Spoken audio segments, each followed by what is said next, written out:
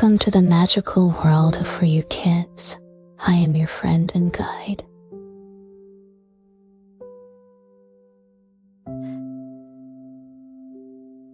Before we start tonight's story, imagine a place full of colors and laughter, where surprises hide in every corner.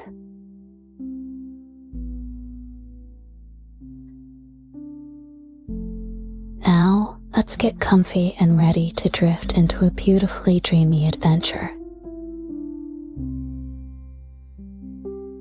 Jack's Beanstalk, Tower of Courage and Wisdom. Good evening, dear little friends. And your sister Bella, and tonight,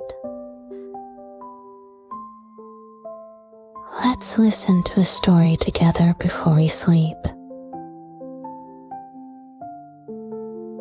Today, I'm going to tell you a fascinating story called Jack and the Beanstalk.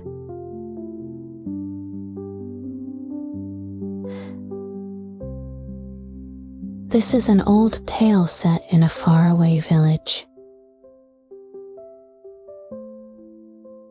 In this story, there's a little boy named Jack who lives with his mother.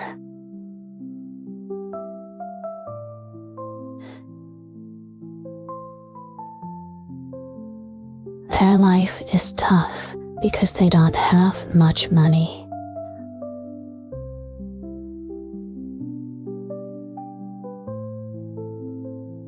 But Jack has a brave and kind heart.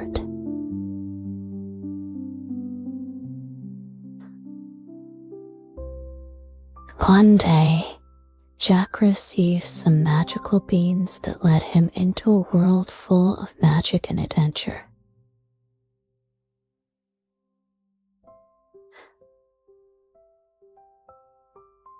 This story is filled with surprises and challenges.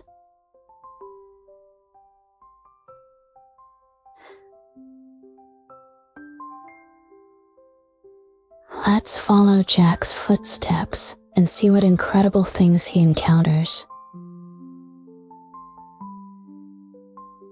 Now, let's start our story journey, shall we?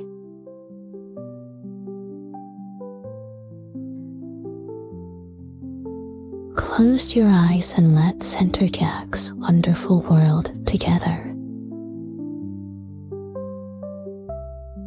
In a far-off countryside, there lived a little boy named Jack with his mother.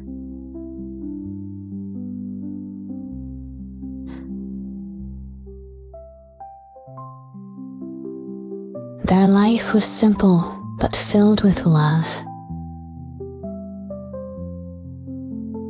Jack's mother, a gentle woman, always encouraged Jack to be brave and kind. However, their days were far from easy as they had very little to their name. One day, Jack's father went to the market to sell their cow and returned with beans.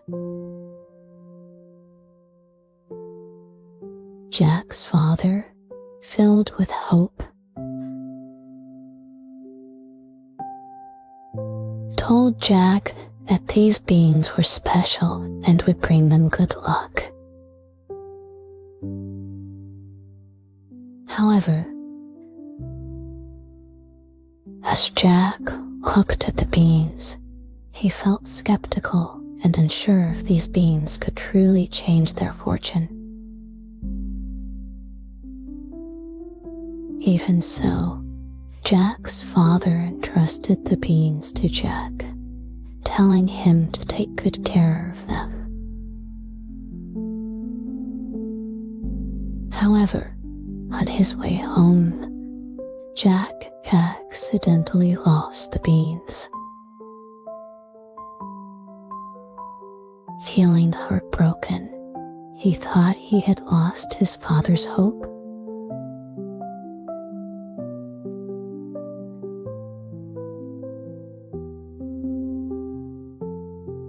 But just as Jack was about to give up, he noticed the beans had taken root in the soil and were sprouting.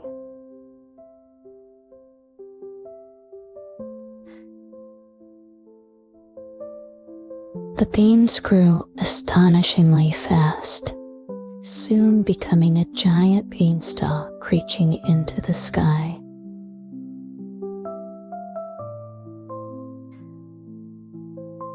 Amazed by this extraordinary plant, Jack understood it was no ordinary beanstalk.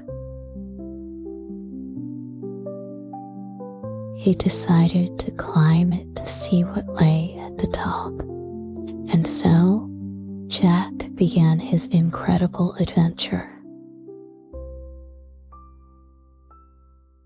Unbeknownst to him, this beanstalk would lead him into a world full of magic and wonder.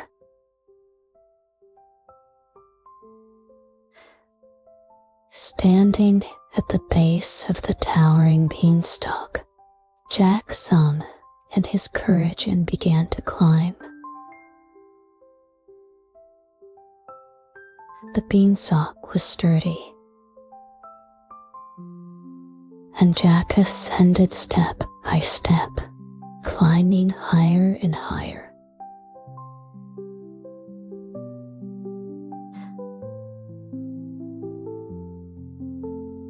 The wind whistled past his ears. The clouds floated beneath his feet. He felt as if he were flying.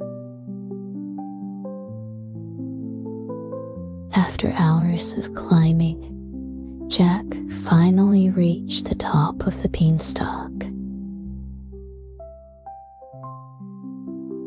To his astonishment, he found a massive castle. The castle gates were open, and strange sounds emanated from within. Jack cautiously entered the castle and discovered it was inhabited by a giant. The giant was frightening, with eyes as big as saucers and a voice like thunder. Though Jack was terrified, he didn't back down. He knew that if he wanted to help his mother and their impoverished family, he had to face the giant bravely.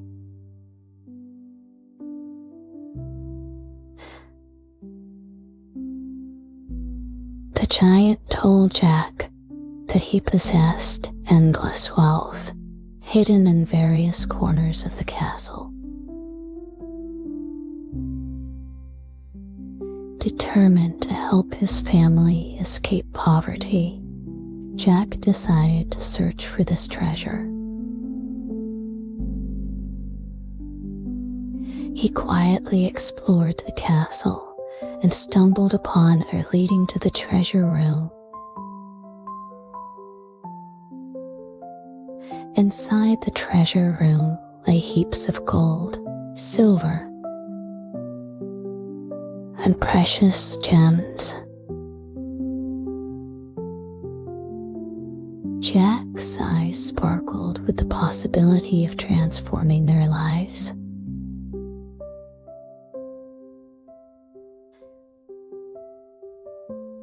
Carefully selecting some golden gems to take home, Jack prepared to leave.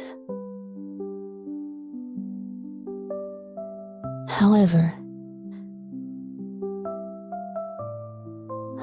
the giant quickly discovered Jack's actions. Enraged, the giant chased after Jack, his footsteps shaking the entire castle. Jack was petrified, knowing he had to escape quickly. Sprinting back to the beanstalk,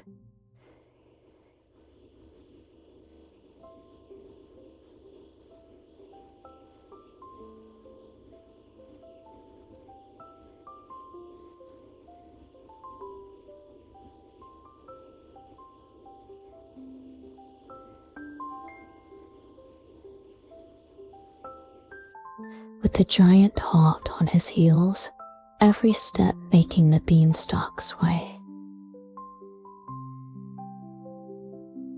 Jack's heart pounded as he realized the urgency of reaching the ground before the giant caught up to him.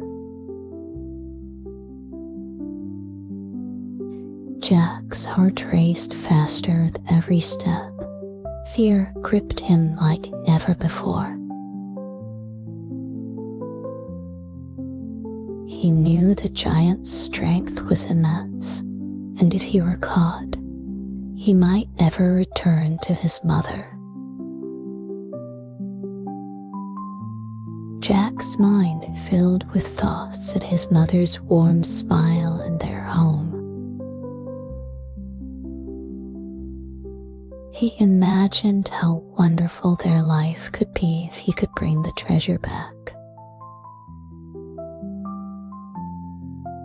In his mind, he saw his mother working in the kitchen and their garden blooming with flowers.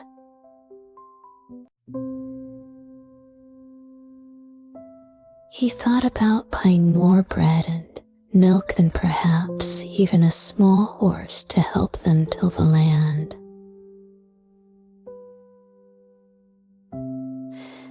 These happy thoughts gave Jack more strength and courage, and he climbed down even faster.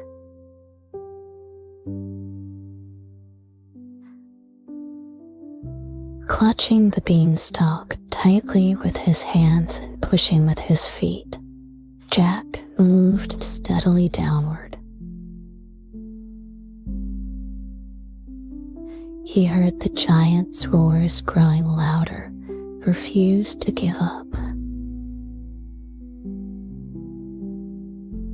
He told himself he had to keep going for his mother's sake and their future.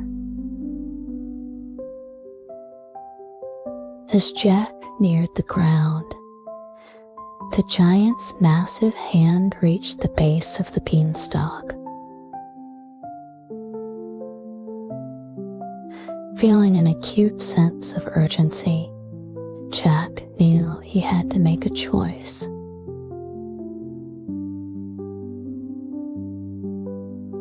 He decided to drop some of the gold and gems to lighten his load, enabling him to descend more quickly.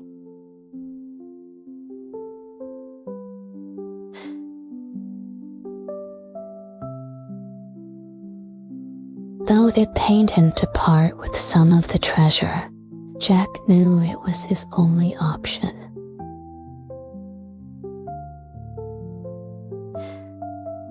Carefully placing some golden gems on the beanstalk's branches, he continued his descent.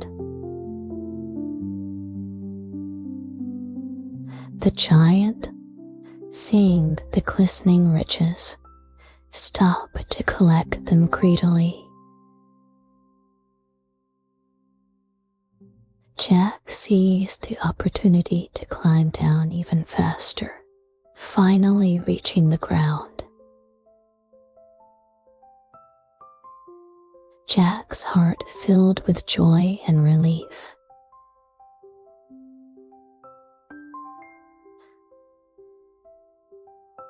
Despite losing some of the treasures, he still had enough to improve their lives. He felt a newfound sense of accomplishment and satisfaction, knowing that bravery and persistence had made the impossible possible. As soon as Jack reached the ground, he ran to his mother and hugged her tightly. He told her everything he had experienced, from the terrifying giant to the glittering treasures. His mother was both shocked, anxious, but also incredibly proud of Jack's bravery and wisdom. Jack and his mother decided to use the gold and incense to improve their lives, but knew the giant might come down again searching for more wealth. To protect themselves, Jack devised a plan with his mother. Working together, they used some of the gold to hire the village blacksmith to create a giant iron pot and set a trap.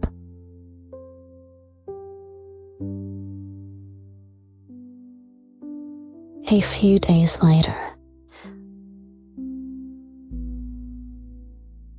when the giant climbed down the beanstalk again, Jack and his mother were ready.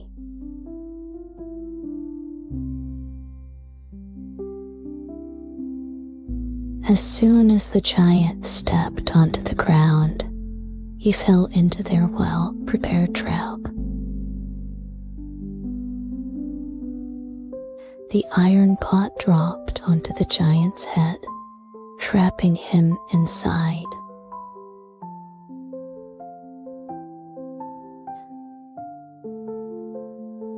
The giant could no longer move, threatened Jack and his family. Hearing about Jack's brave feat, the villagers came to help.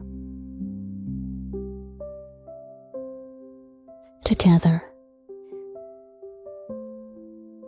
they transported the giant back to his sky castle and made sure the beanstalk was thoroughly cut down, preventing the giant from returning. Using the remaining wealth, Jack and his mother helped the whole village, earning everyone's love and respect. Jack's mother opened a small shop with some of the gold,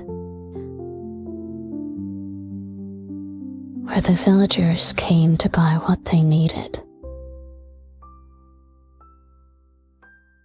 Jack, too, used his portion of the wealth for education,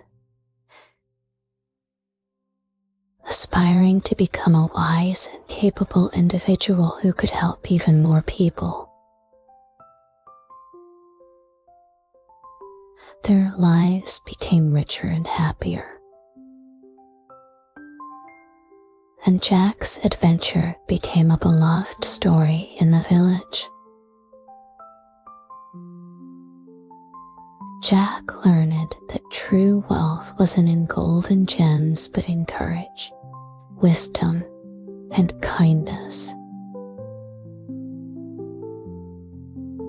His story teaches us that no matter how hard and challenging life gets, if we have the courage to try,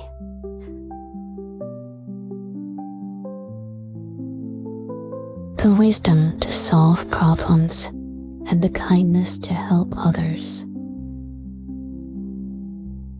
we can find our treasure.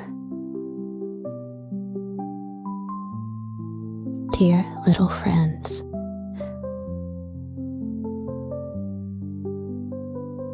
were you moved by Jack's bravery and wisdom? Jack's story teaches us that no matter what difficulties we face, with courage and wisdom, anything is possible.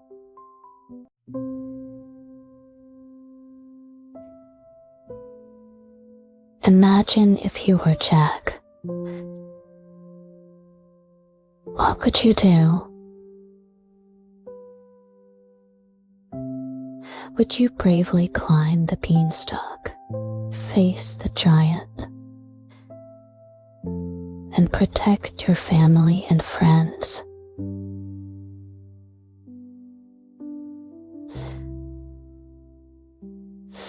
Or would you, like Jack, use your wisdom and courage to find solutions to your problems? You may be small now,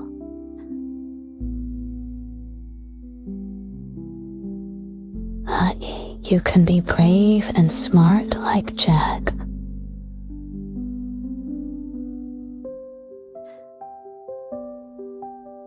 Whenever you face difficulties, don't be afraid. Meet them head on.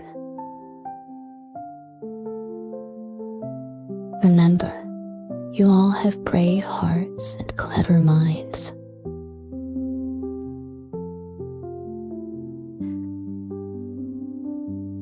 As long as you believe in yourselves, nothing can stop you.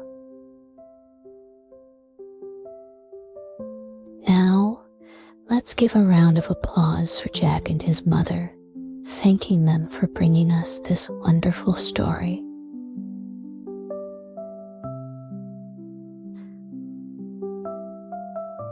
Perhaps in your dreams, you too will embark on a marvelous adventure like Jack.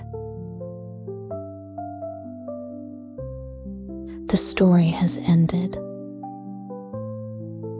and Jack and his mother now live happily. And you, dear little friends, it's time for you to head to Dreamland.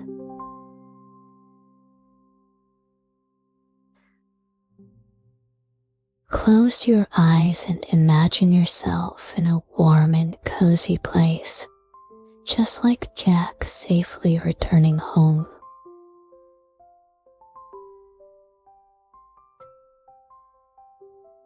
Imagine as you sleep, you too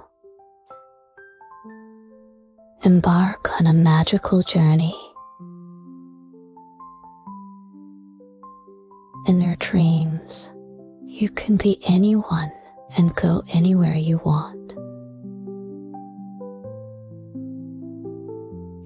Maybe you'll climb a tall beanstalk like Jack and explore unknown worlds.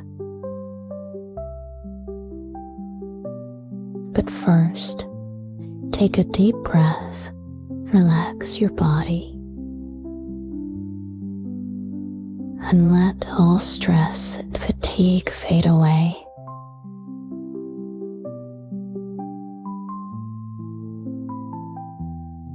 Imagine being surrounded by soft clouds, feeling more relaxed and more sleepy.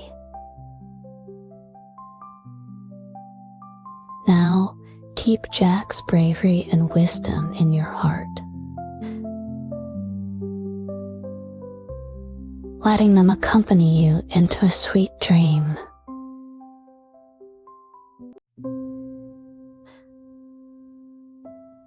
No matter what adventure awaits in your dreams, remember you can always face a new day bravely when you wake up. All right, dear little friends, it's time to say goodnight.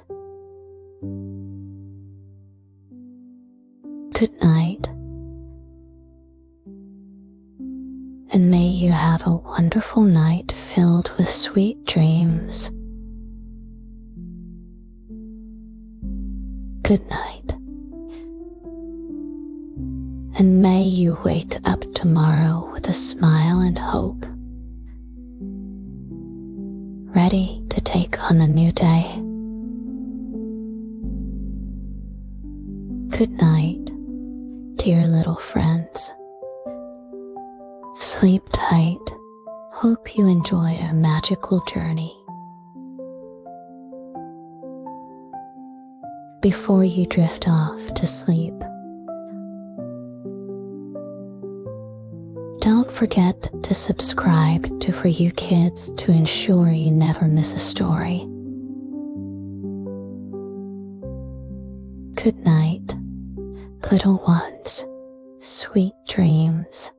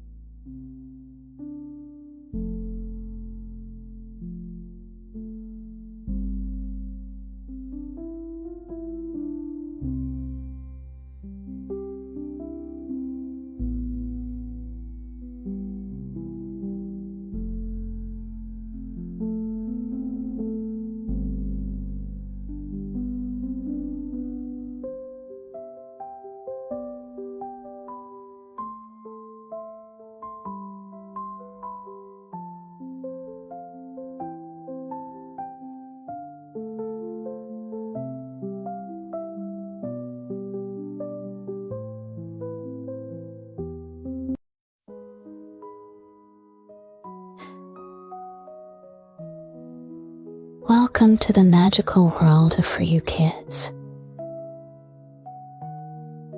I am your friend and guide. Before we start tonight's story, imagine a place full of colors and laughter where surprises hide in every corner.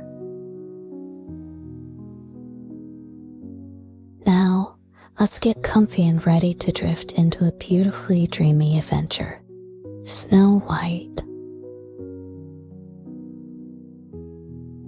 Good evening, dear little friends. I'm your sister Bella. Tonight, let's listen into a story before bed.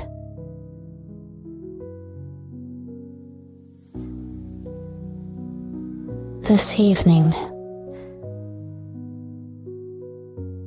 we will hear an ancient and beautiful story that takes place in a faraway kingdom.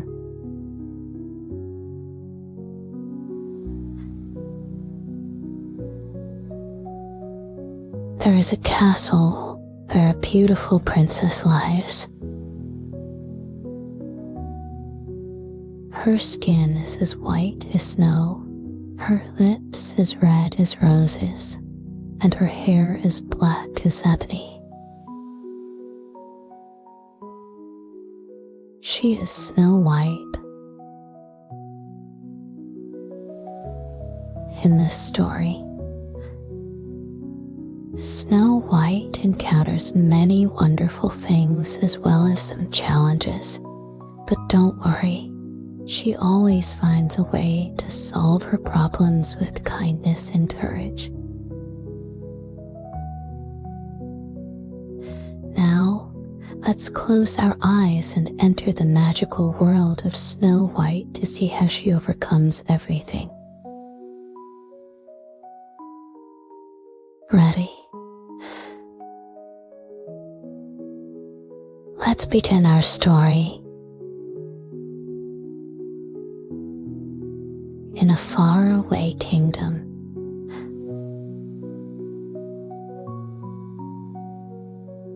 there lived a very beautiful princess named Snow White. She had snow white skin, rosy cheeks, and long, shiny black hair.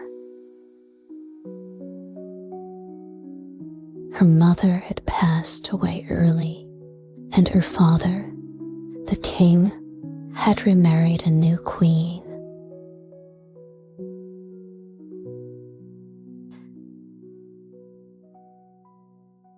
This new queen was very beautiful, but her heart was as cold as ice.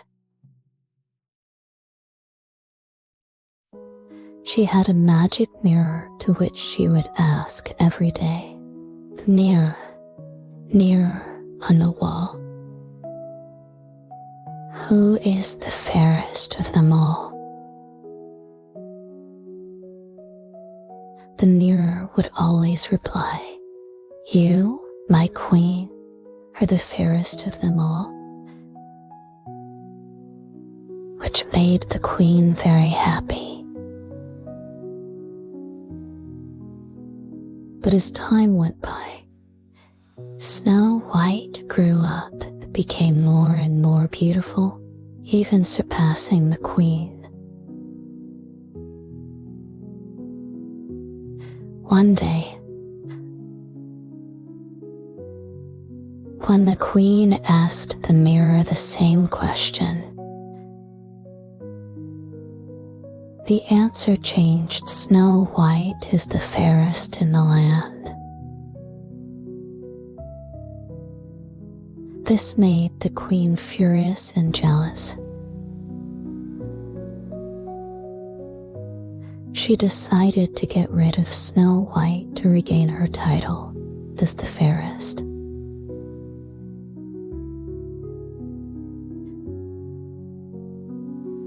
The queen ordered a huntsman to take Snow White into the forest and never let her return. However, the huntsman was a kind man and couldn't bring himself to harm Snow White.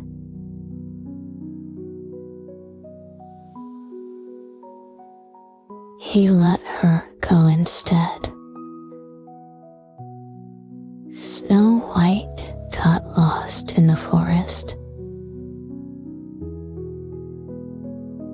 She was very scared and lonely, but did not lose hope.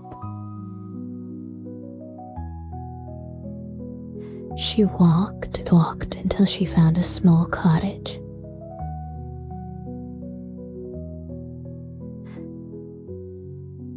Seven dwarves lived in this cottage, and they were very friendly. They took Snow White in and let her stay. Snow White lived with the 7 dwarves, helping with chores and cooking, and they became good friends.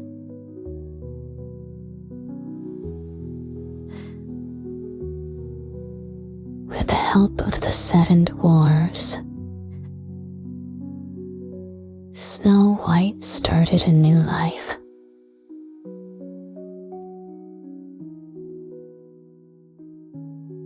Every day, while the dwarves were away working the mines, Snow White stayed home to clean and tidy up the house. Her kindness and diligence won the hearts of the dwarves. Even though she was far from home, her heart was always full of love and hope. However, the queen did not give up on her search for Snow White. She made a poisoned apple using magic, half red and half green. Disguised as an old woman, she went to the dwarf's cottage. She knocked on the door, and out of curiosity, Snow White opened it. The old woman offered her the apple and said, "Beautiful princess, take a bite of this apple. It is sweet and crisp." Snow White looked at the apple, feeling very tempted.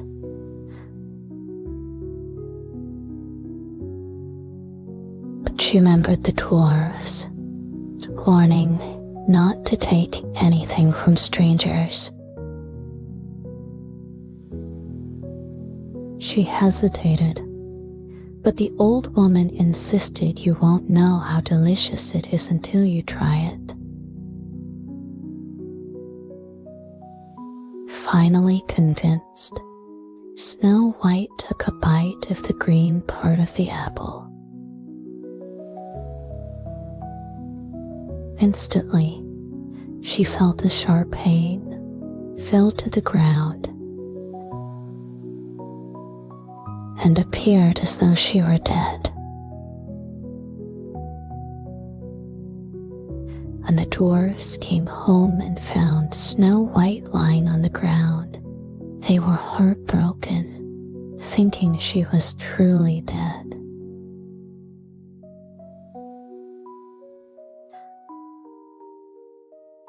They placed her in a transparent glass coffin, hoping she would remain always beautiful.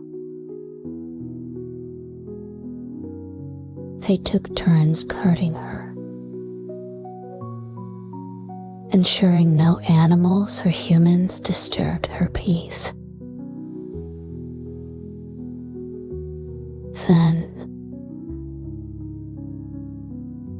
a prince passed through the forest and saw Snow White lying in the coffin, enchanted by her beauty. He asked the dwarves to let him take Snow White with him, but they refused. However, the prince persisted, promising to take good care of her.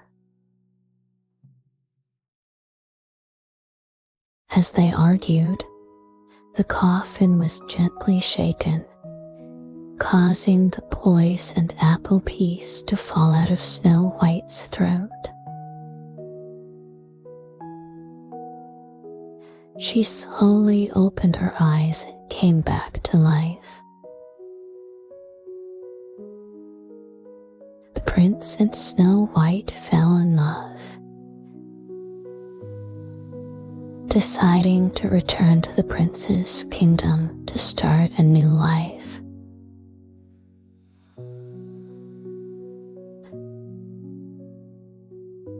When Snow White awoke, the forest seemed to be filled with the atmosphere of spring.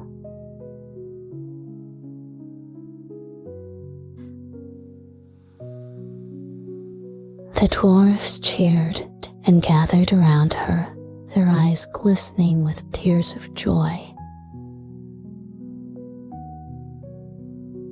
Snow White felt unprecedented warmth and love, knowing that these dwarves were her strongest supporters in any difficulty.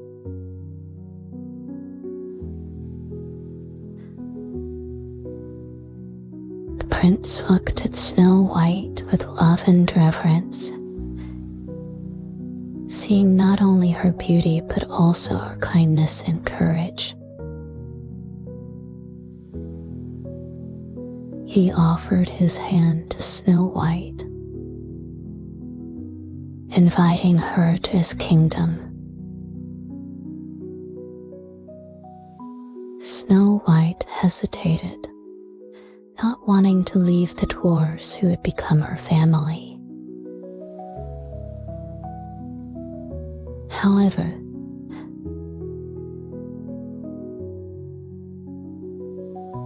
they encouraged her to pursue her happiness. Snow White and the prince began their journey together. They crossed forests and hills, sharing their stories and growing closer.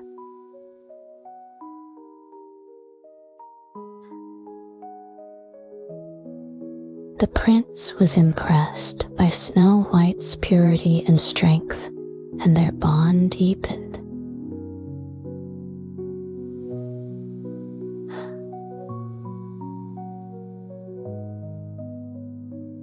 They knew that no matter what the future held, they would face it hand in hand. During their journey,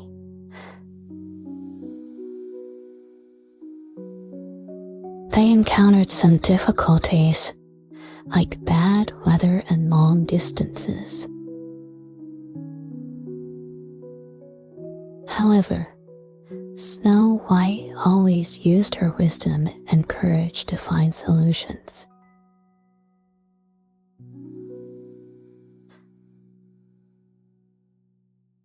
The prince increasingly relied on her, and they became each other's most trusted partners.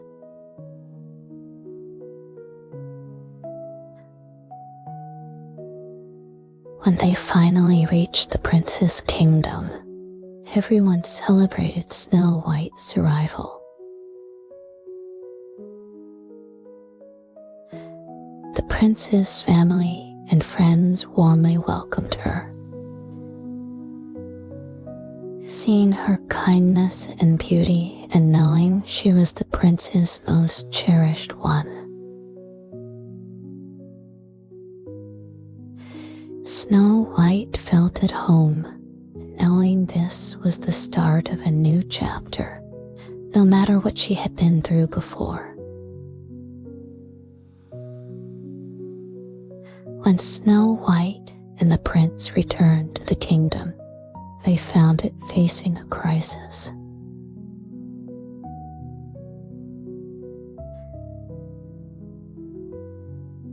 The evil queen had discovered that Snow White was still alive and, out of rage,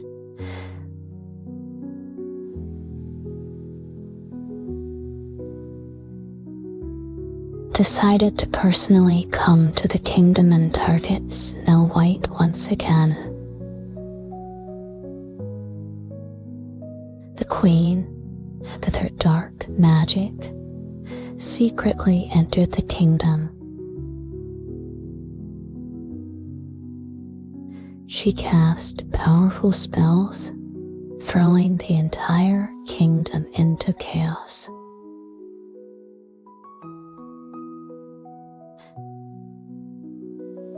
The sky turned dark, the winds grew wild, and the people felt an unprecedented fear. Snow White and the prince knew they had to act to protect the kingdom and its people.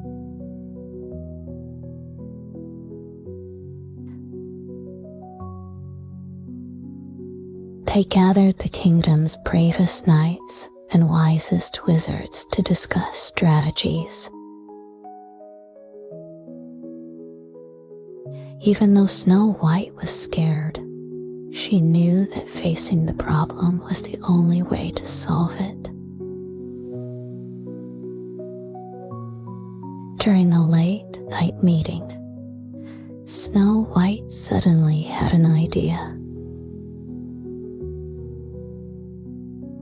She recalled some ancient spells that the dwarves had taught her, which might combat the queen's dark magic.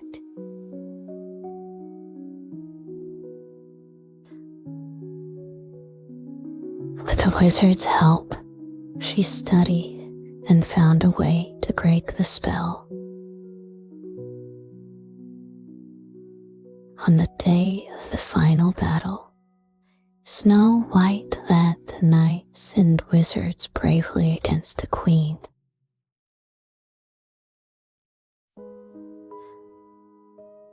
As the queen unleashed her dark magic, Snow White recited the ancient spells, emitting a bright light that illuminated the entire kingdom, dispelling all darkness.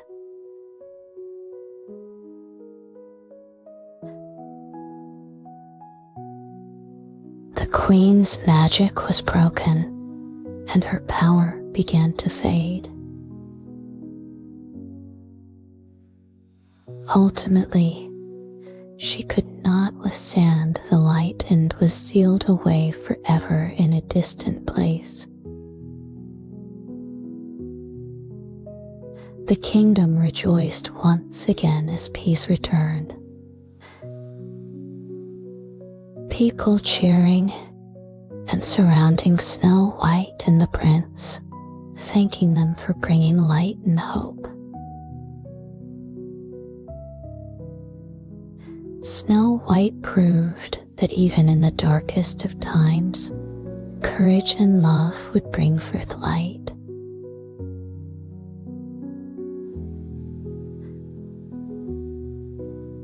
The prince and Snow White's love deepened through this experience, knowing that no matter what challenges lay ahead,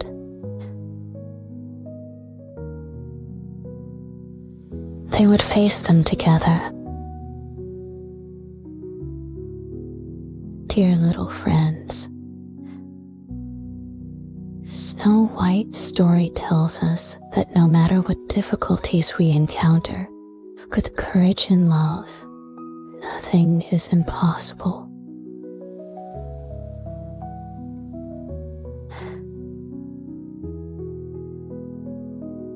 Like Snow White, even when faced with the evil queen, She never gave up, but used her wisdom and bravery to overcome. Would you like to be as brave as Snow White? When you face challenges, don't be afraid. Believe in your strength. Remember that your family and friends, like the dwarves, will always support you. Each of you has your own unique magic.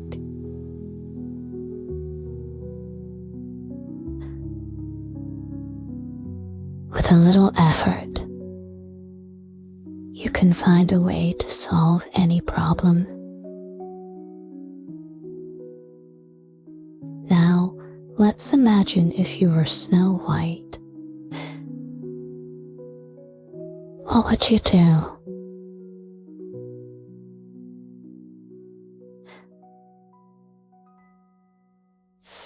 Would you light up the world around you with love and courage?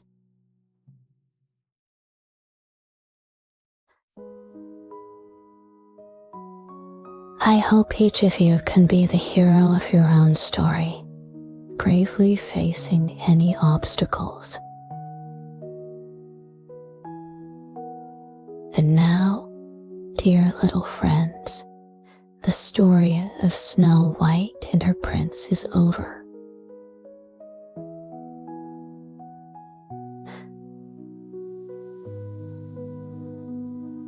Their tale shows us that no matter how big the challenges, if we remain kind and brave, we can overcome them. It's time to let your little eyes rest and enter a sweet dream. Imagine lying in your soft bed, wrapped in a warm blanket, feeling as safe and cozy as in the dwarf's cottage. The stars are twinkling outside, and the moon smiles down, guarding your sleep. Take a deep breath, relax your body, and let all the worries and fatigue melt away into the night.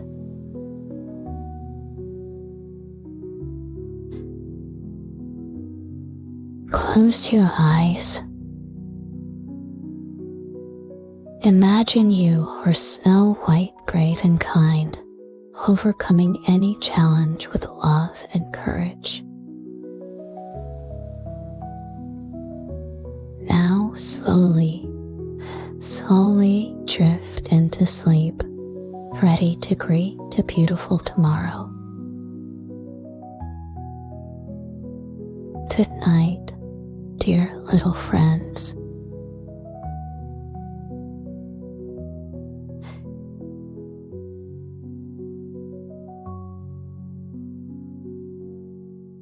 May you have a wonderful dream and wake up to a new day full of hope and joy.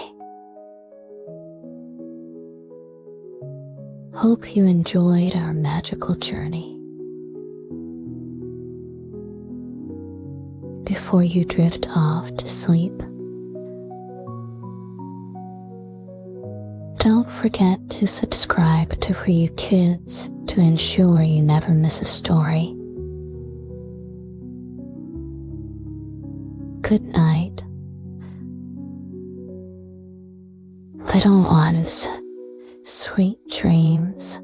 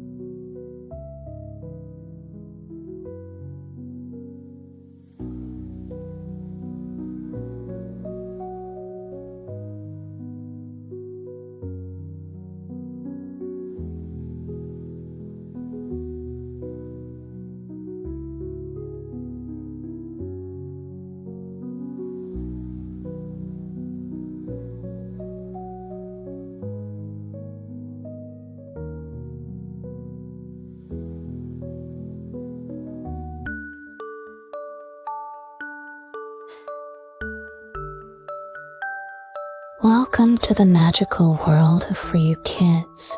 I am your friend and guide. Before we start tonight's story, imagine a place full of colors and laughter, where surprises hide in every corner. Now, let's get comfy and ready to drift into a beautifully dreamy adventure, The Fox and the Cat. Good evening, dear little friends.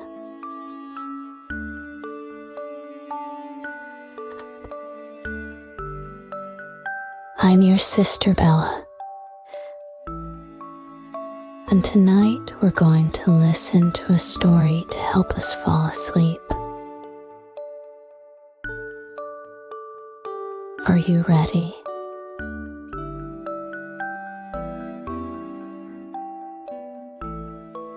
I've got a fun tale about a fox and a cute cat who live in a beautiful forest filled with tall trees, clear streams, and many adorable little animals. Do you like foxes? They have beautiful red fur and a big, fluffy tail. And what about cats?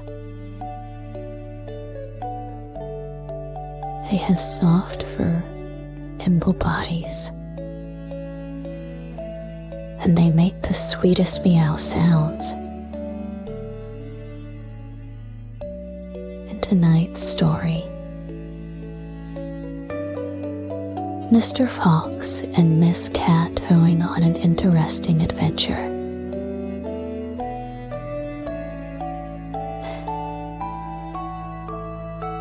Will they become good friends? Or will there be a little disagreement?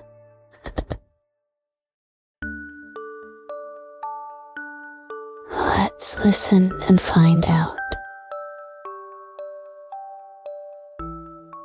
Now snuggle into your cozy beds, close your eyes, and let me take you into this magical forest world. Ready? Then let's begin. One sunny morning, all the animals in the forest woke up Mr. Felix the Fox came out of his cozy den, stretched, and yawned. He thought he was the smartest animal in the forest. Felix had beautiful orange red fur and a big, fluffy tail.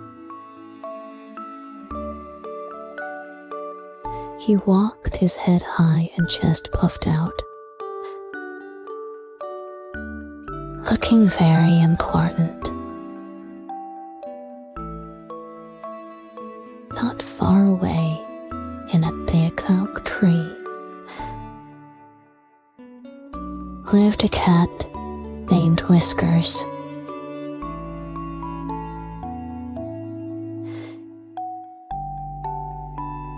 Whiskers had soft gray fur and bright green eyes.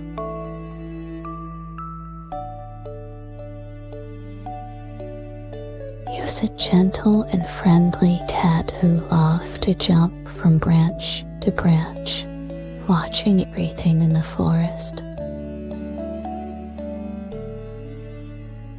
That morning, Felix decided to take a walk in the forest. He walked gracefully on the path, looking around as if he was checking his kingdom. Suddenly, he saw Whiskers sunning himself on a branch. Felix thought he should say hello to this cat. after all. As the smartest animal in the forest, he should know all his neighbors. So he cleared his throat and said in what he thought was the friendliest tone, "Good morning, mister."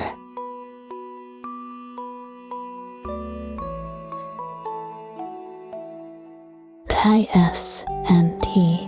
Weather nice today. Whiskers turned his head, looked at the fox below, and answered kindly, "Good morning, Mr. Fox." It is indeed a lovely morning, and so our story begins.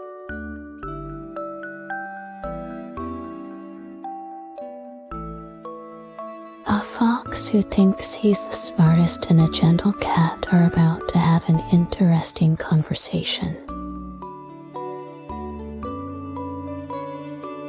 Felix the fox looked up at Whiskers the cat in the tree and had a brilliant idea.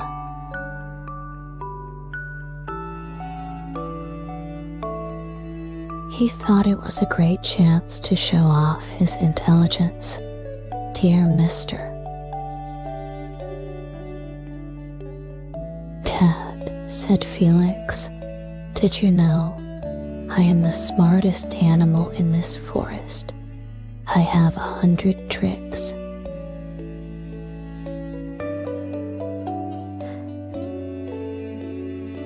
Whiskers tilted his head curiously and asked, "Wow, really? 100 tricks? That's amazing." Felix wagged his tail proudly and said, "Yes."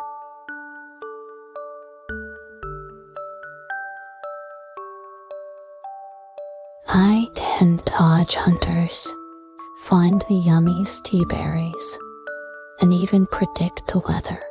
How about you, mister?" "Cat, how many tricks do you have?"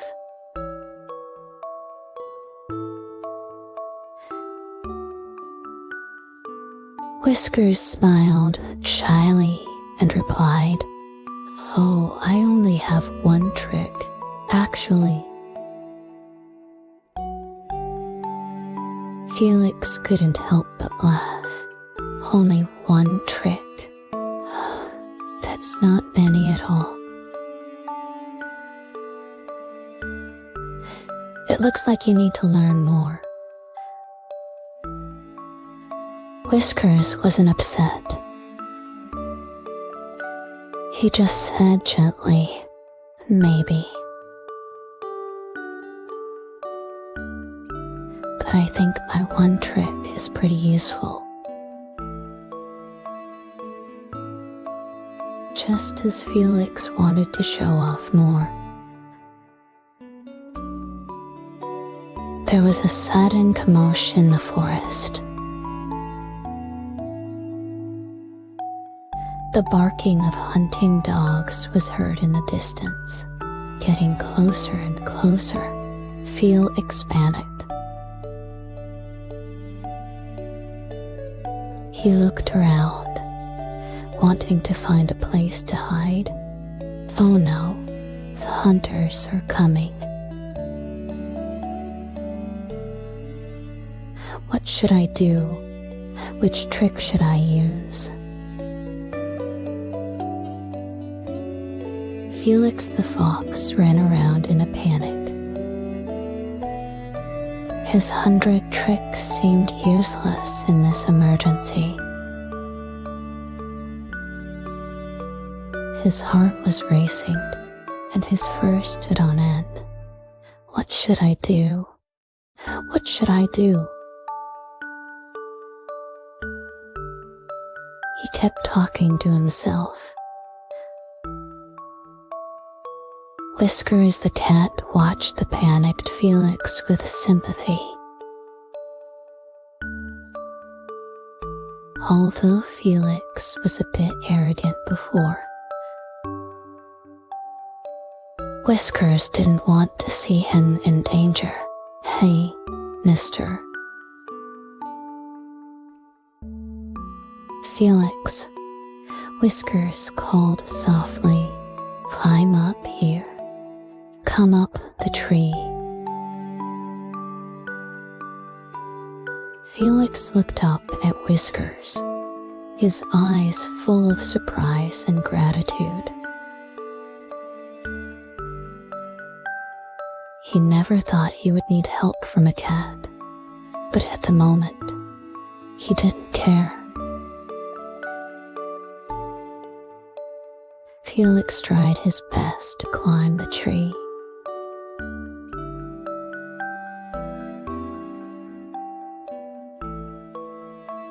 But he rarely climbed trees and was clumsy and slow.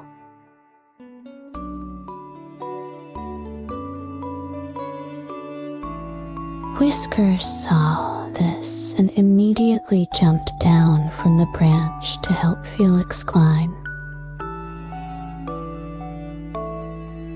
"Here, grab my paw," said Whiskers.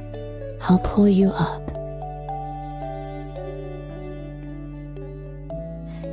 Felix held Whiskers' paw tightly, and with the cat's help, he finally climbed to a safe branch. Just then, a few hunting dogs ran under the tree but didn't notice the two little animals in the tree. Felix and Whiskers hugged tightly, holding their breath until the dogs' barking faded away. Finally, the danger was over. Felix let out a long breath.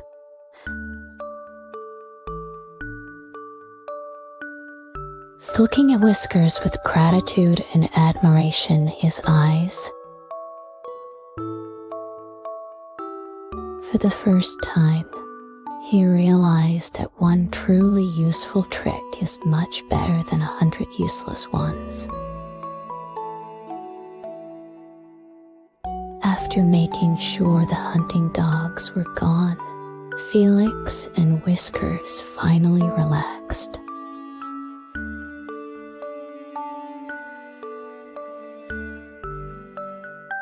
They sat on the branch. Felix hung his head, a bit embarrassed. "Whiskers," Felix said softly, "thank you for saving me. I was really silly."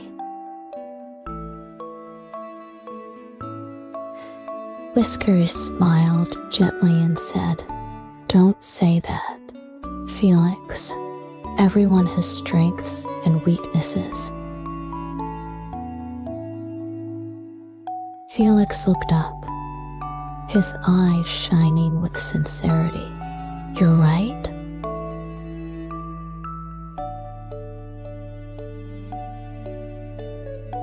"I always thought I was smart with many tricks."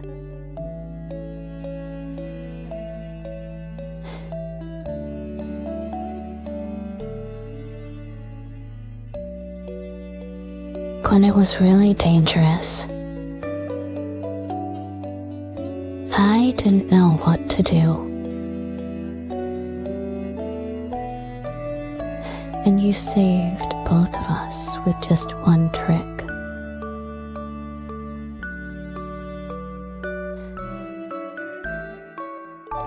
Whiskers patted Felix on the shoulder and said, "You know, Felix,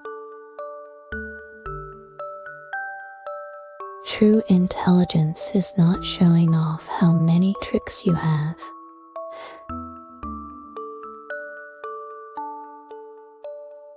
but knowing which trick to use when." Felix nodded thoughtfully. You're right, Whiskers. I've learned a lesson. From now on,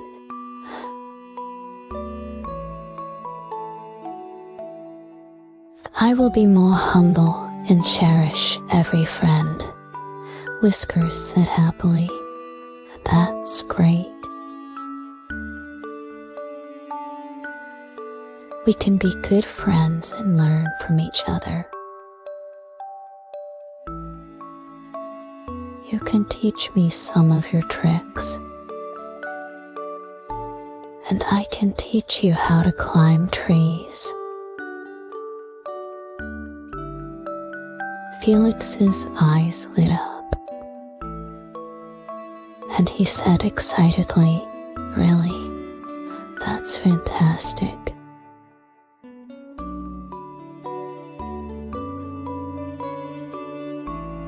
We can explore the forest together, look for delicious food, and take care of each other.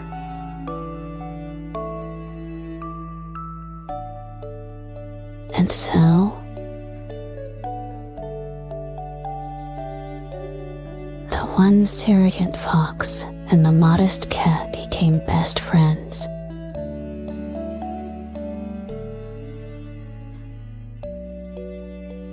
They promised to help each other and face the various challenges in the forest together. From that day on, the animals in the forest often soft and a cat inseparable, chatting and laughing as they walked in the forest. Felix learned to climb trees, and Whiskers learned some of the fox's cleverness.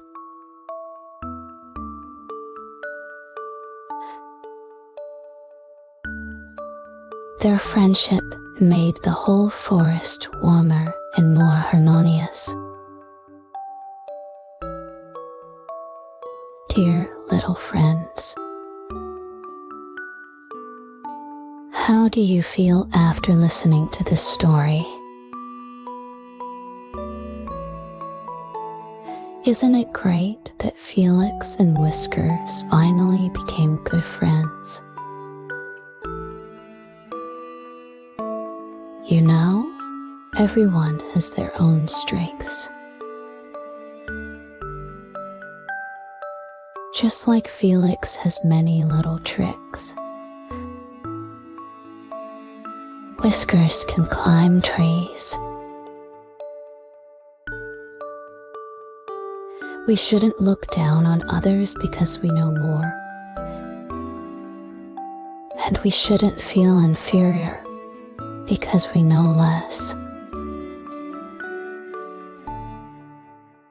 In your life, have you ever met a child like Felix who thinks they are better than others?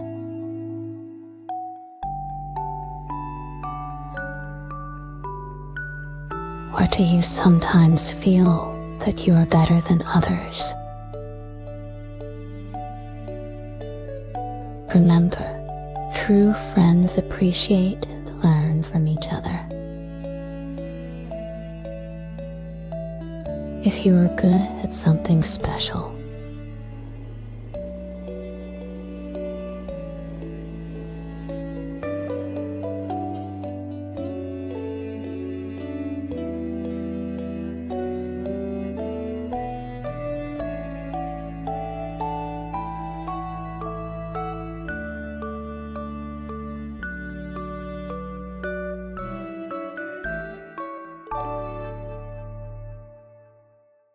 if your friends have some skills that you don't, you can learn from them modestly. In this way, we can all become better and make more good friends.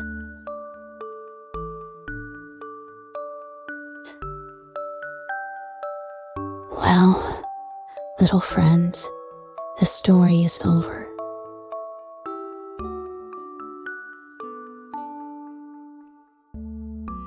It's time to close your little eyes and enter a sweet dream. Imagine that you are lying in your comfortable little bed, just like Felix and Whiskers lying on the soft leaves. Your quilt is warm, just like their fluffy fur. Take a deep breath, breathe in slowly, and breathe out slowly. Feel your body becoming more and more relaxed, just like the little animals in the forest down at night. You can imagine that you are in that beautiful forest, playing with Felix and Whiskers. Maybe you climb trees together. Look for delicious berries together and run in the sun together. Slowly, you feel your eyelids getting heavier and heavier, just like the little animals slowly fall asleep at night.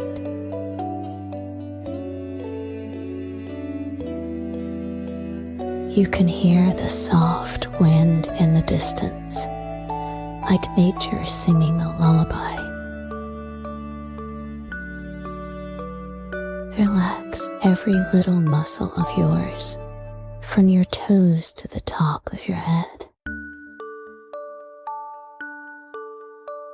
Feel your body sinking into the soft bed, like sinking into a warm cloud.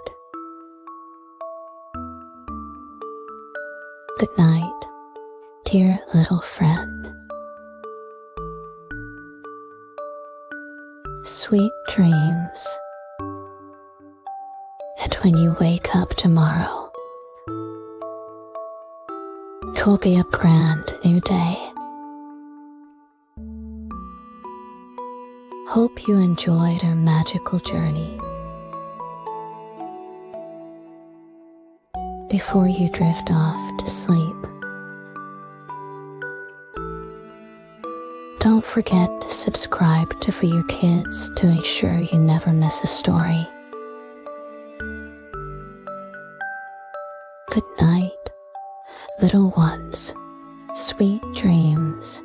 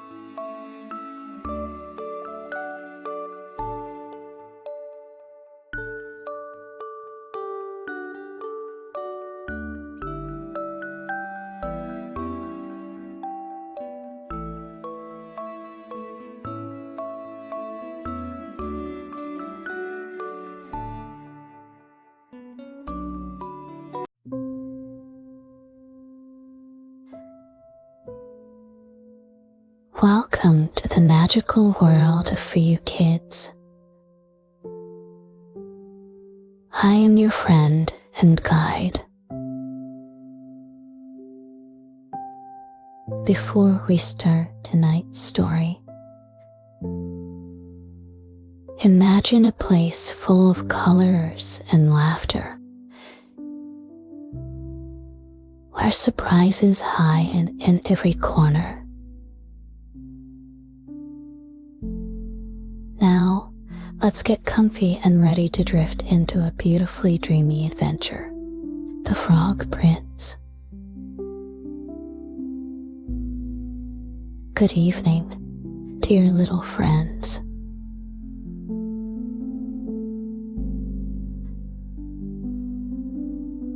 I'm your sister Bella, and tonight, let's listen to a story together before we sleep.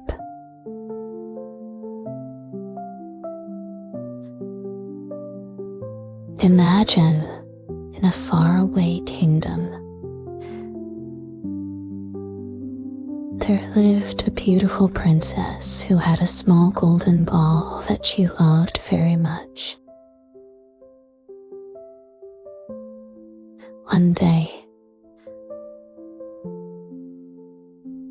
while playing near a well close to the castle, she accidentally dropped her precious golden ball into the deep well.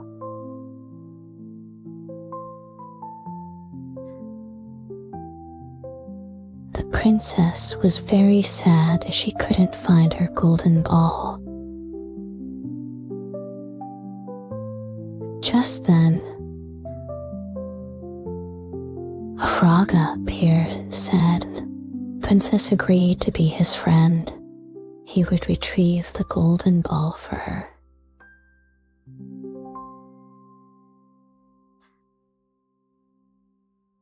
The princess agreed but did not keep her promise once she had her ball back.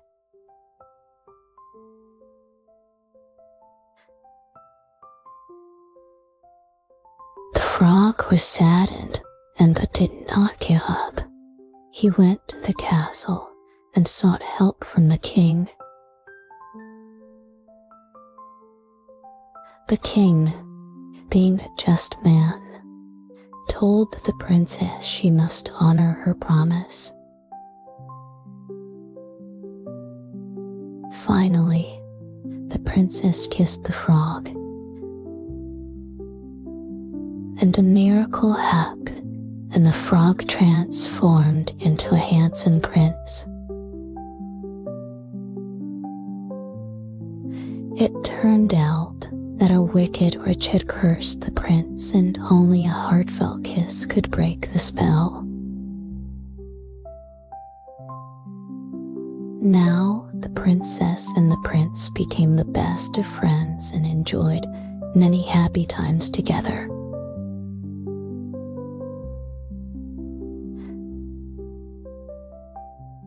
This story teaches us that it is important to keep our promises and to treat every friend sincerely. So, let's dive into this story and see what interesting events unfold between the princess and the frog prince.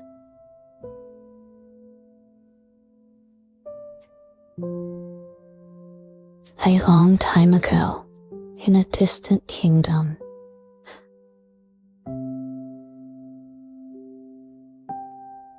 there lived a kind and beautiful princess.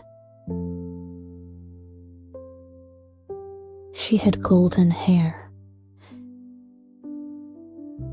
and her eyes were as clear and bright as sapphires.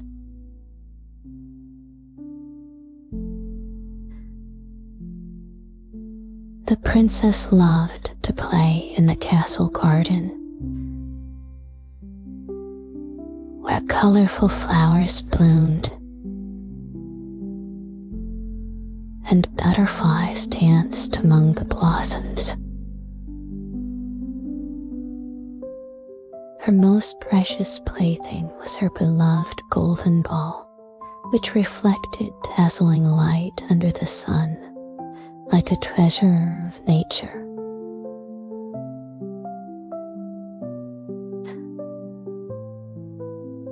One day,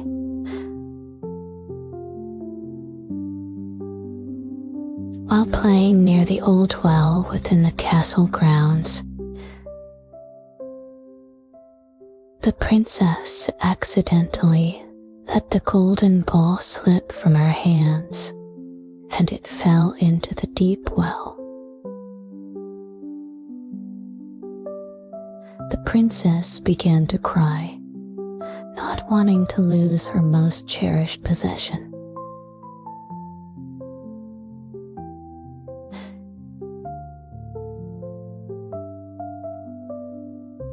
The well water seemed deep and dark.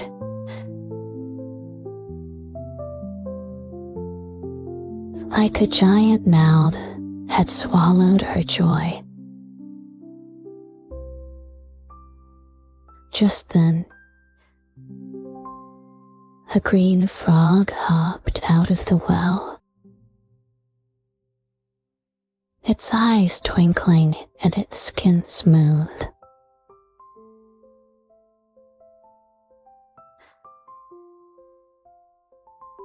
The frog said to the princess, "Dear princess, don't cry.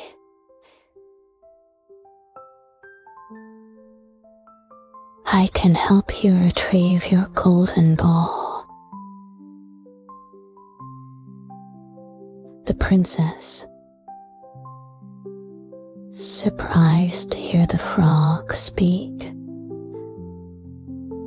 agreed to listen to the frog's plan, although she doubted what a frog could do.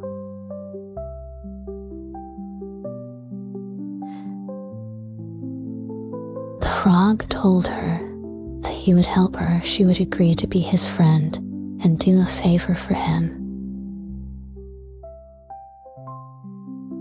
Princess, puzzled but desperate to retrieve her precious ball, agreed to the frog's request. Thus, an extraordinary story began. The frog gazed into the princess's eyes earnestly and said,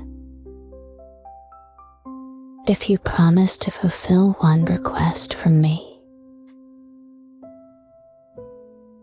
I will retrieve your golden ball."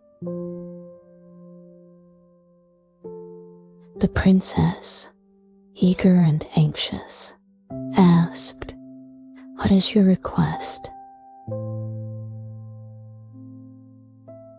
The frog replied, "You must promise to do whatever I ask, no matter what." The princess, without hesitating, agreed.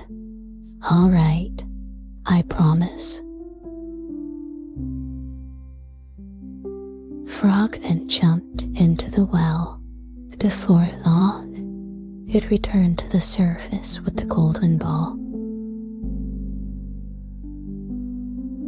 The princess,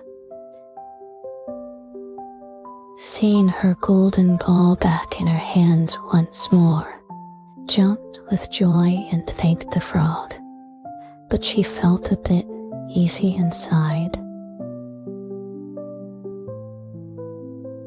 She ran back to the castle with her golden ball, and the frog followed closely behind.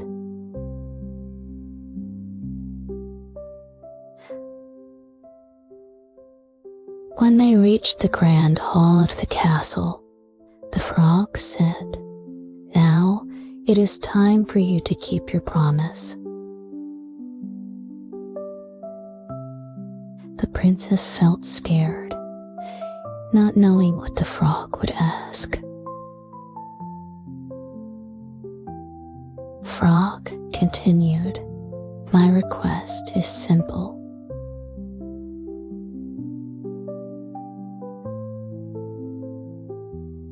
I only wish for you to let me dine with you and sleep in your bed for one night. Reluctantly, but remembering her promise, the princess agreed. At dinner time, the princess and the frog sat together at the dining table.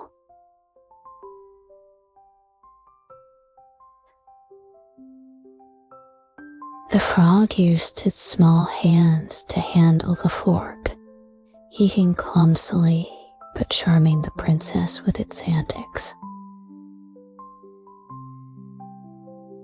After dinner,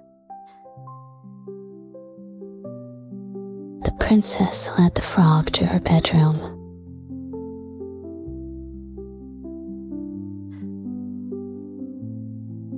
The frog jumped onto the bed,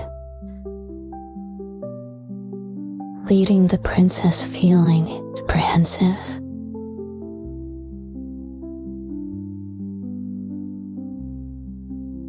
Sure of what to do, she knew she had to keep her word. As the frog lay on her bed, the princess sat by the bedside. The frog said, "Now it is time for you to complete your promise." Gathering her courage,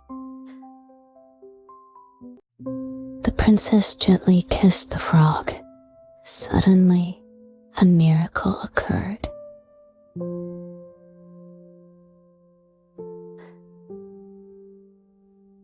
The frog began to glow.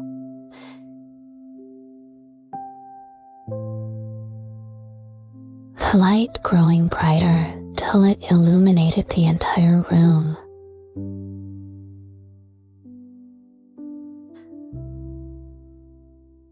When the light faded, the frog had transformed into a handsome prince. He explained that a wicked witch had cursed him, and only a heartfelt kiss could break the spell.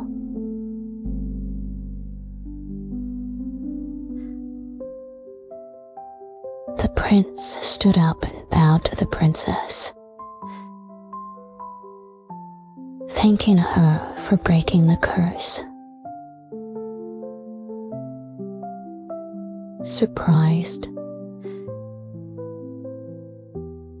the princess listened as the prince invited her to join him at a grand ball the next day.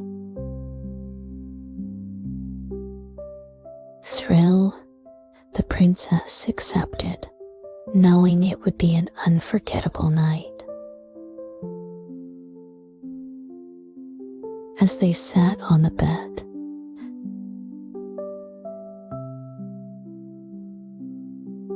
they bathed in moonlight. Prince recounted his story. He had been cursed by a jealous witch who turned him into a frog.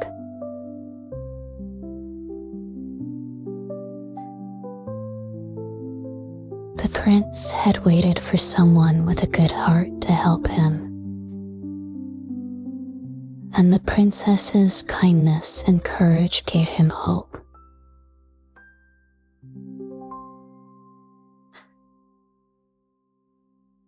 Listening to the prince's tale, the princess felt sympathy and action. She never imagined that a simple kiss could change someone's fate so profoundly.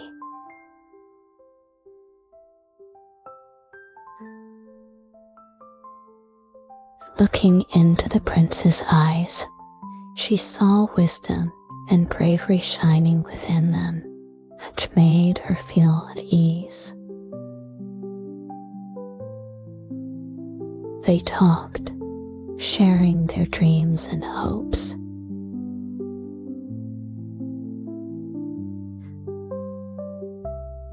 The princess confided her longing to explore the world beyond the castle and see the places she had only heard of in stories. The prince spoke of his travels and adventures and offered to take her on many expeditions.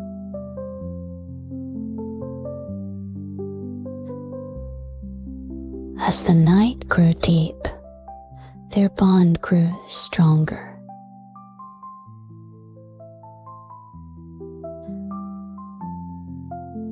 The princess felt a warmth and trust she had never known before, recognizing a true friend in the prince. The prince felt immense happiness, finding someone who could understand and support him.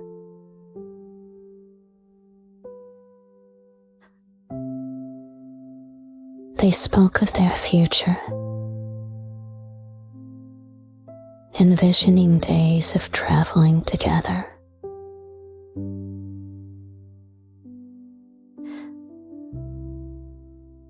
The princess imagined herself in lovely dresses, attending balls and celebrations with the prince.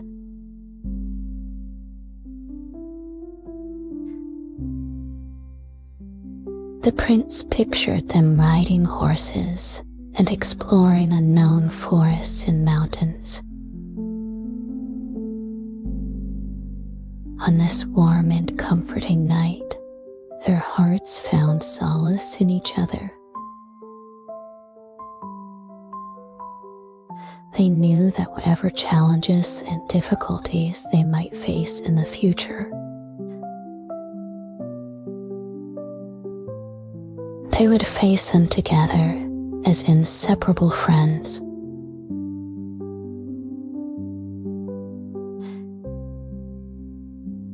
Their profound connection seemed like a fateful meeting on this magical night.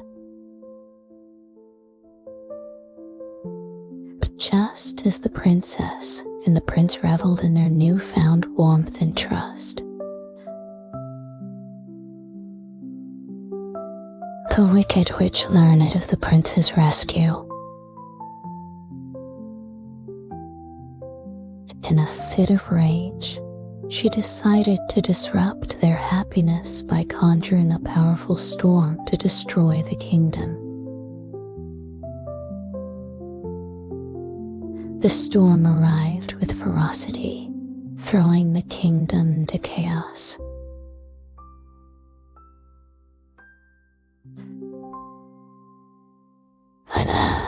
Thunder rumbled, and dense clouds covered the sky.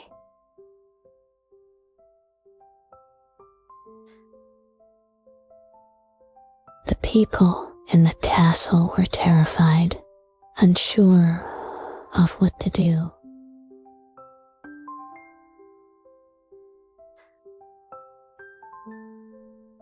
The princess and the prince knew it was the witch's retaliation,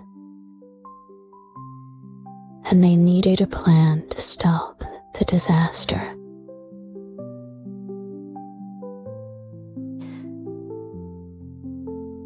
The prince led the princess to the highest tower in the castle, the kingdom's magic center.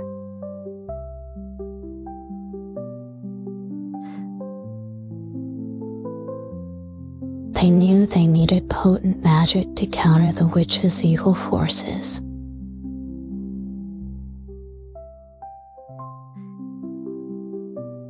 The prince explained they had to find the kingdom's ancient book of spells, which contained the incantation to dispel the storm. Together, they searched the library until they found the dusty, ancient book on the oldest shelf.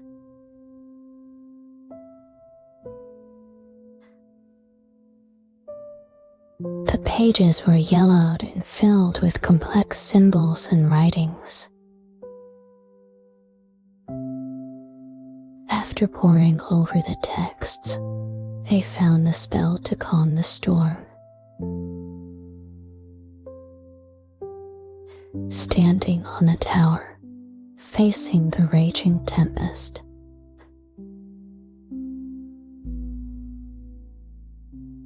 they recited the spell together.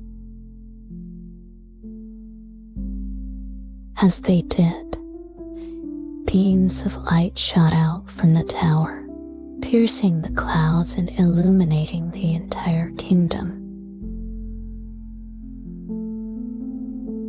The storm began to abate. The clouds dispersed, and sunlight once again bathed the land.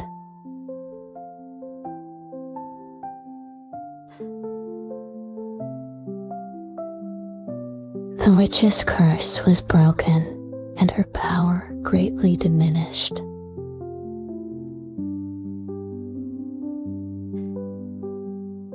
Unable to threaten the kingdom any longer, she fled in disgrace.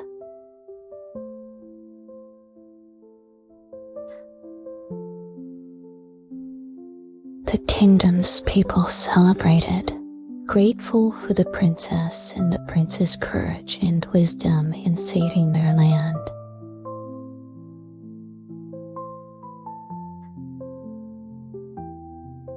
Embracing each other tightly,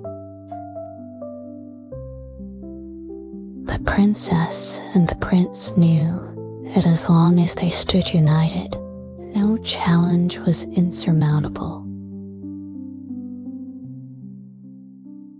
Their love and friendship, tested by the storm, had only grown stronger. Peace and tranquility returned to the kingdom, and the story of the princess and the prince became a legendary tale for generations to come. Dear little friends, weren't you moved by the courage and wisdom of the princess and the prince?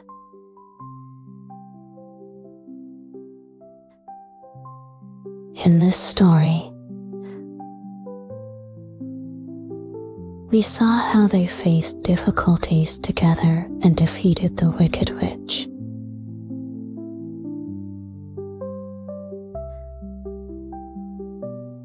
Their story teaches us that no matter what challenges we encounter, courage and wisdom can overcome anything.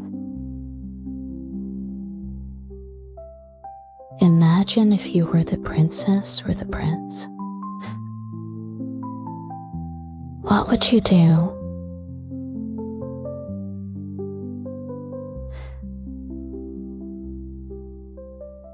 Would you bravely face difficulties or use your wisdom to find solutions?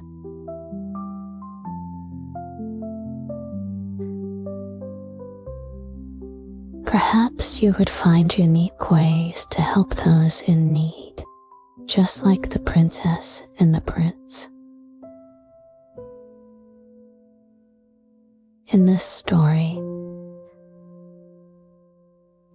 the princess and the prince not only became the best of friends, but also embarked on many adventures together. Their story shows us that true friendship is priceless. It can help us navigate through times and make our lives richer and more vibrant. So, dear little friends, cherish your friends just as the princess and the prince cherished each other. Now, imagine if you had a precious belonging like the golden ball, how would you protect it?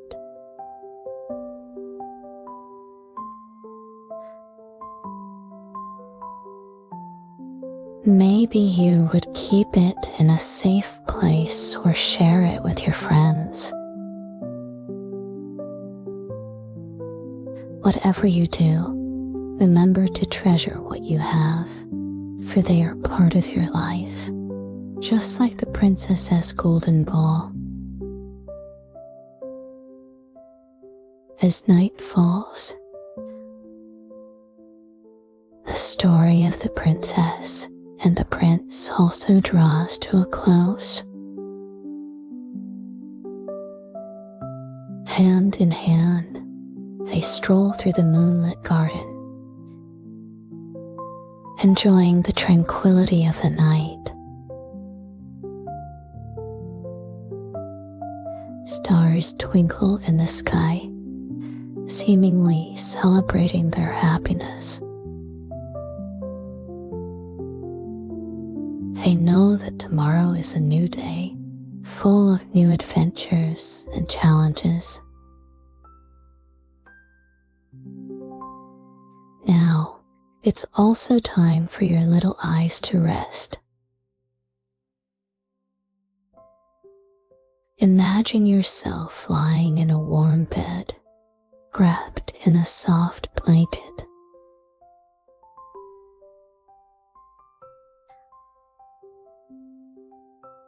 Moonlight gently caresses your face through the window. Just like the princess and the prince, you too can continue your adventures in your dreams.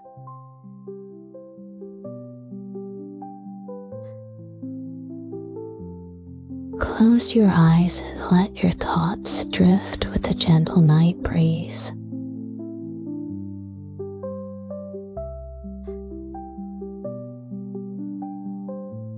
Maybe you'll dream of becoming a princess or prince, exploring a mysterious kingdom.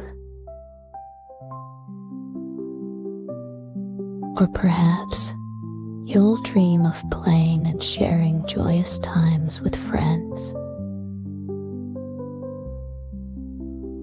Now softly say to yourself, "Good night," to your little friend.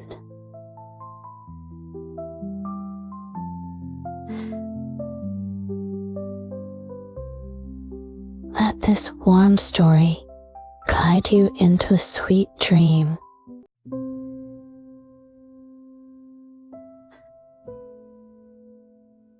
When you wake up tomorrow, you will be filled with energy and happiness, ready for a new day.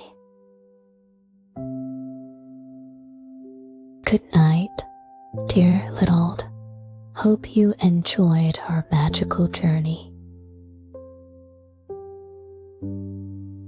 Before you drift off to sleep,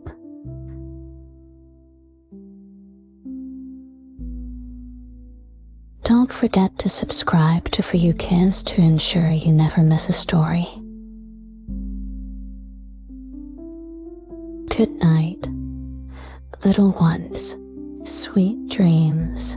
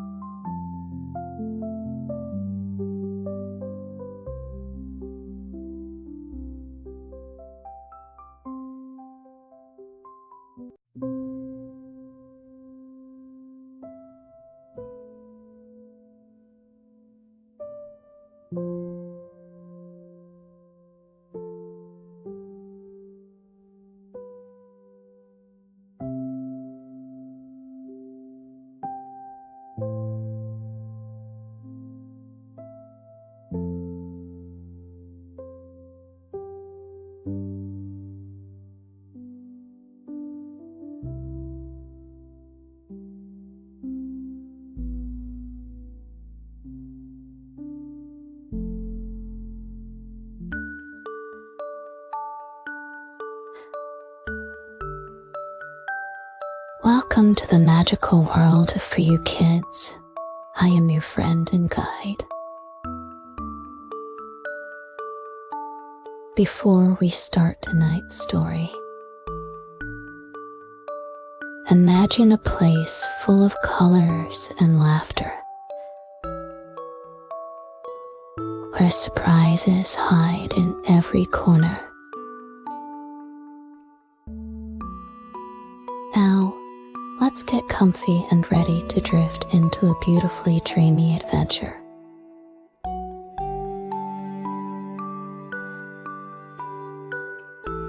The Search for Spring by the Duckling. Good evening, dear little friends.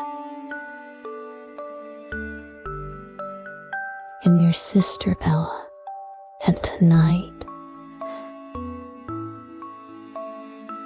let's listen to a story together before we sleep.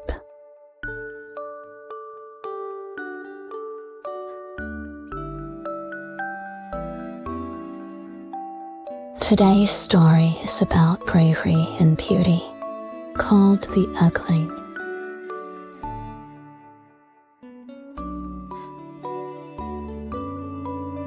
One warm spring day, a duckling hatched from its egg.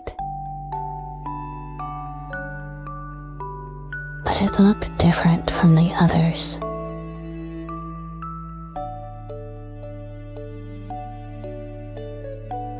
Its feathers were gray, it was smaller, and it felt very lonely because it didn't think it was beautiful. It had a brave heart, and it decided to leave home to find its place in the world.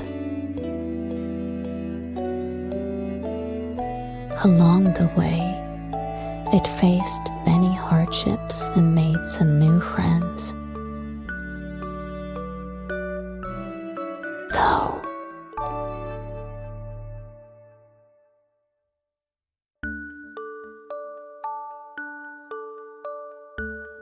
Though it was mocked and bullied, it never gave up hope.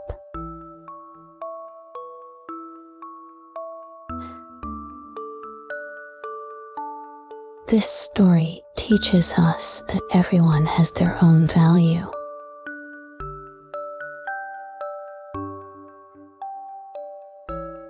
If we bravely face difficulties, one day we will find our own beauty. Now, let's dive into this tale and see how the ugly duckling becomes a beautiful swan. On a distant farm, the spring sunshine kissed the earth, bringing everything to life. Birds sang joyfully in the trees. In one corner of the farm, a mother duck was patiently sitting on her nest, waiting for her babies to hatch.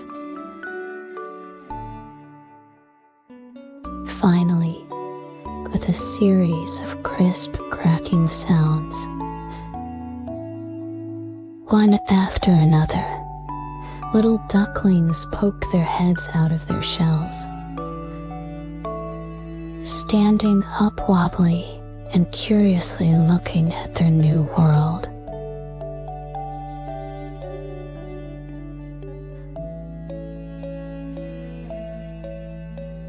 Among these ducklings was one particularly different.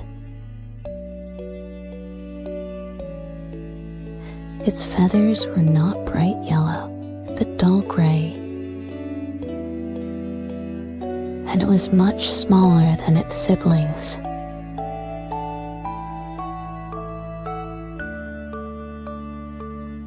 This little duckling felt extremely confused and lonely because it looked so different from the others. Its name was Gray, and it always hung its head low,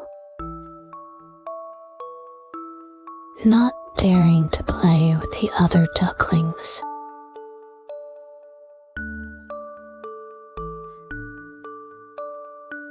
The other animals on the farm also noticed Gray's difference and began to mock him.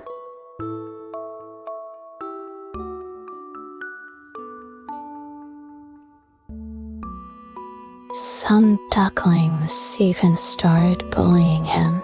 Gray felt very sad. He didn't know what he had done wrong to be treated this way.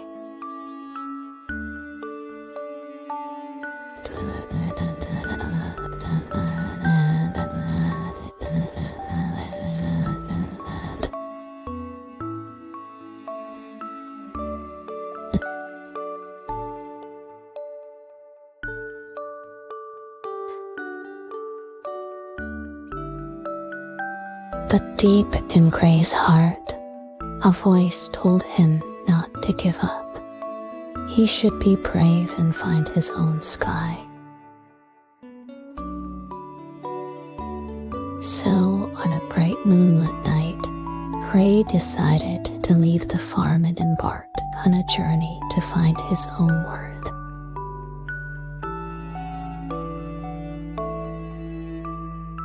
He had no idea how difficult the road would be or what he would encounter.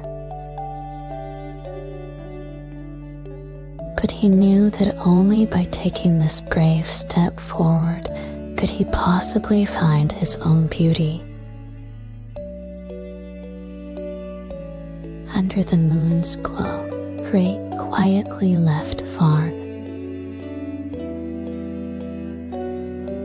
He crossed fields and streams, encountering many sights he had never seen before. In the night forest, animals whispered to each other, and stars twinkled in the sky, filling Gray with both excitement and fear. First, he met a group of rabbits foraging for food.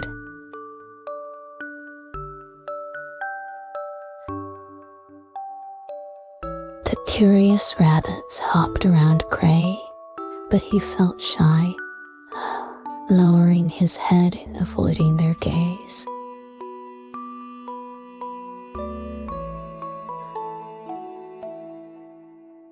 The rabbits found Gray interesting and invited him to play. Gray felt different from the other animals and declined, continuing his journey. Next, Gray reached a pond. Many beautiful swans lived there, gliding gracefully on the water. Their white feathers shimmering in the moonlight. Gray envied the swans, wishing he could be as beautiful as they were.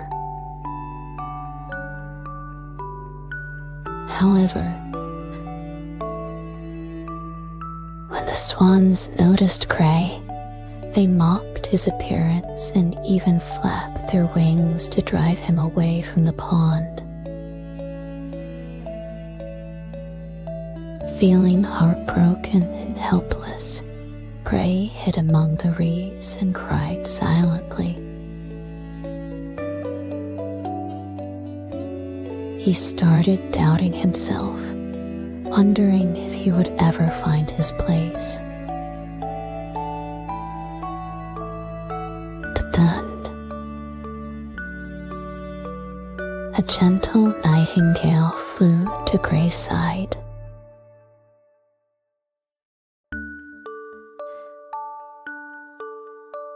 With its soothing song, the nightingale comforted Gray.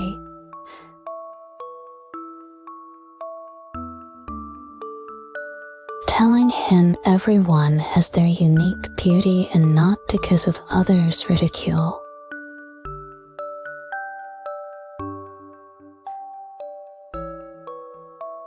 Touched deeply by the nightingale's words, Gray decided to ignore what others thought and bravely pushed forward.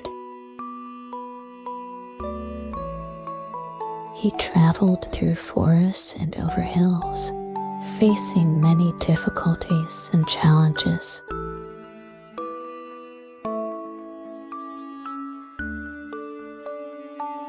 Whenever he felt exhausted and hopeless, he remembered the nightingale's words, regaining his courage and hope. Thus, Gray continued his journey, constantly exploring and growing. He began to discover his inner beauty and learn it to appreciate himself. Though his appearance hadn't changed, his heart grew stronger and stronger. As time passed, Gray's journey grew more challenging. He faced storms, hunger, and cold. During quiet nights, Gray recalled the mockery and exclusion, but felt an increasing determination. He knew that only by moving forward could he find his true self. One day, Gray arrived in a beautiful garden filled with vibrant flowers, with butterflies dancing among them. Enchanted by the scenery, Gray decided to rest there. But as he entered the garden, the animals there cast strange glances his way,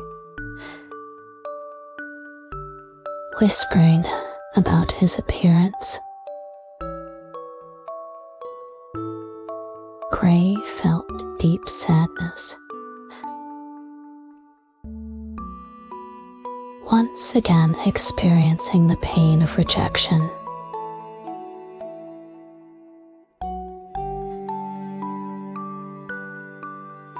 But then a kind bee flew to Gray's side.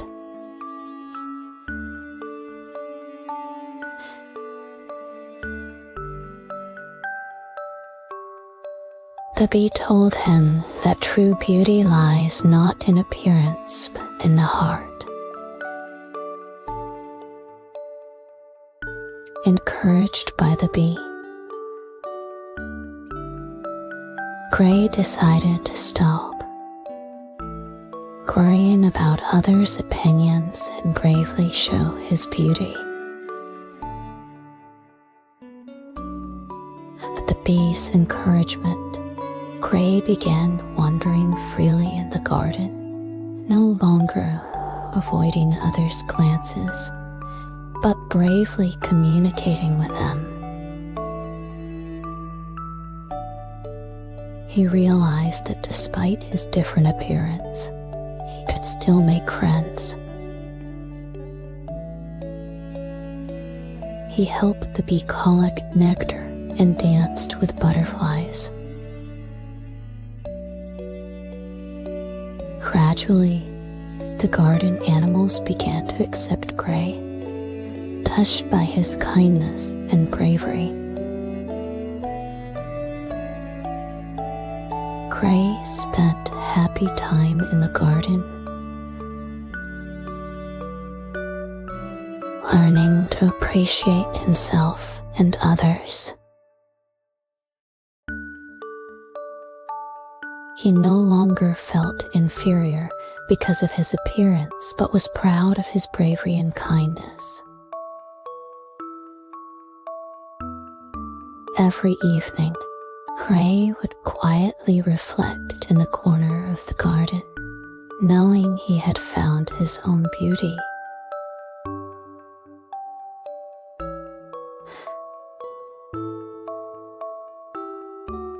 This experience made Gray stronger and more confident. No longer fearing ridicule and exclusion, He faced each challenge with courage. Gray's story teaches us that each person is unique, and we should bravely be ourselves and show our beauty.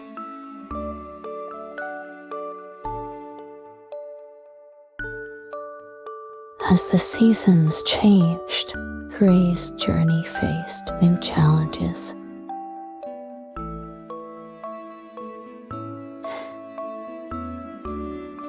Winter's footsteps arrived, bringing cold and snow.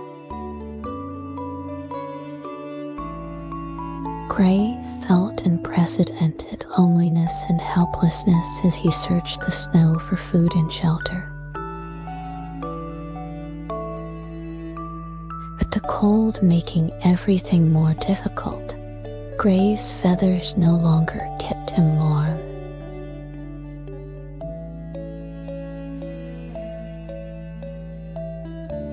When Gray felt close to giving up, he encountered a group of wandering animals who, like him,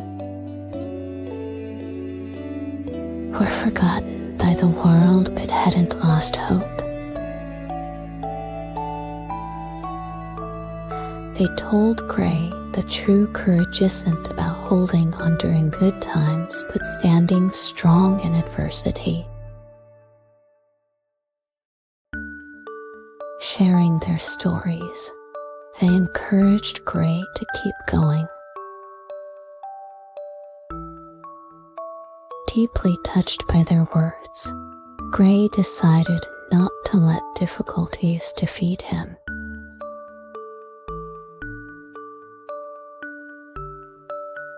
He began helping the other animals search for food, build shelters.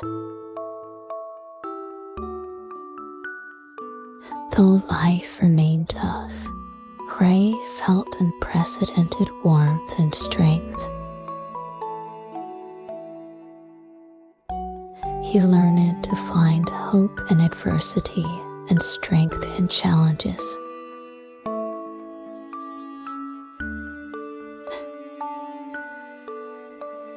One day,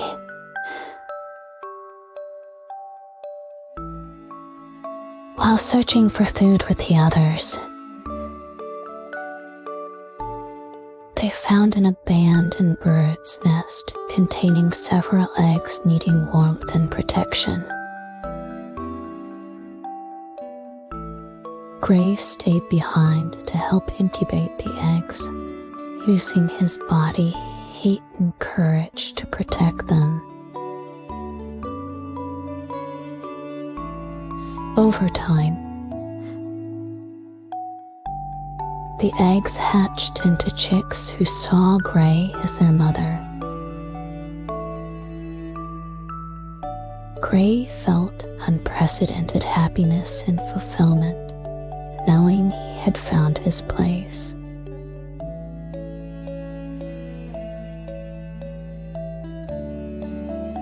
No longer an ugly duckling mocked and rejected.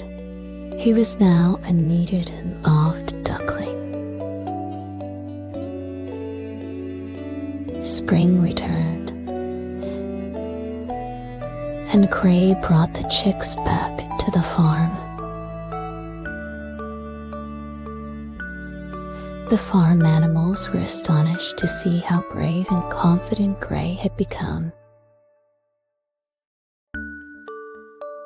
Ignoring others' opinions, Gray bravely showed his beauty.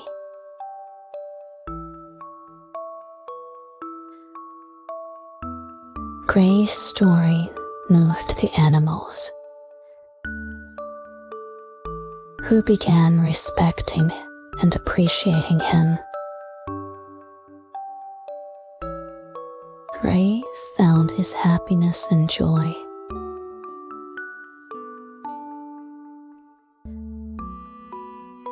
Gray's story teaches us that no matter what difficulties we encounter, if we face them bravely, we can find our beauty and happiness. Dear little friends,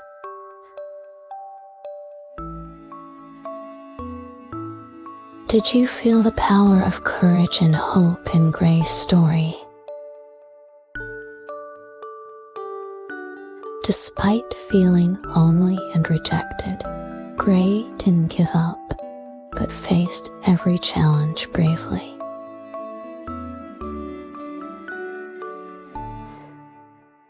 He learned to appreciate himself and help others, ultimately finding his happiness. Now, imagine if you were Gray. What would you do?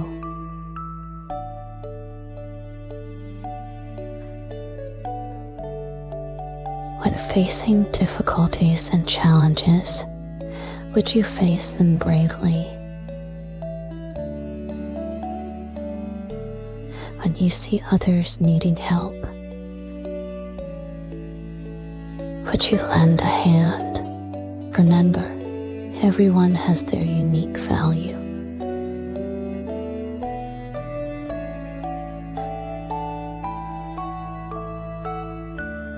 Like Gray, no matter our appearance, our courage and kindness are most precious. In each of your hearts lives a brave self like Gray.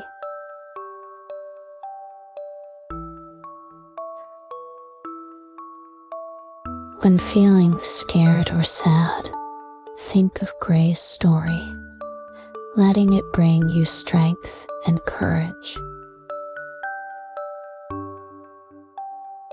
You are all unique and beautiful in your way. So don't be afraid to show yourself and pursue your dreams. Now, let's close our eyes and imagine being brave like Gray, facing any challenge courageously and helping others with love and courage. Good night, dear little friends. May you have a wonderful dream. Night has fallen, and stars twinkle in the sky.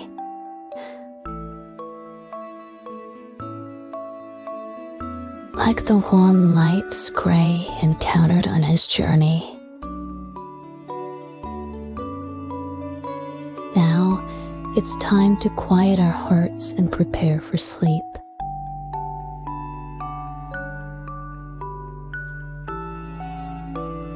Imagine lying in a warm bed, wrapped in a cozy blanket, just like Gray finding a sheltered spot in the cold winter.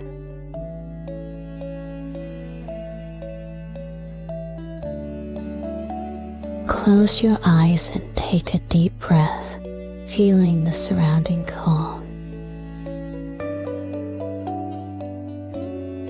Imagine yourself like Gray, bravely walking through your day's journey. Now ready to rest peacefully.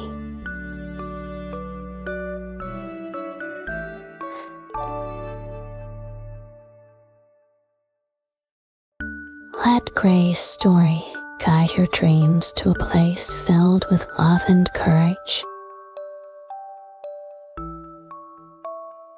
Now, let's gently say to ourselves, good night, dear self. Imagine that when the sun rises tomorrow, you will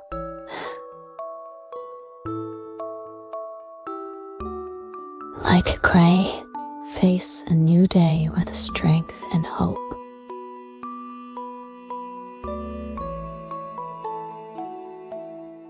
No matter what happened today, tomorrow is a fresh start. So don't worry or be afraid.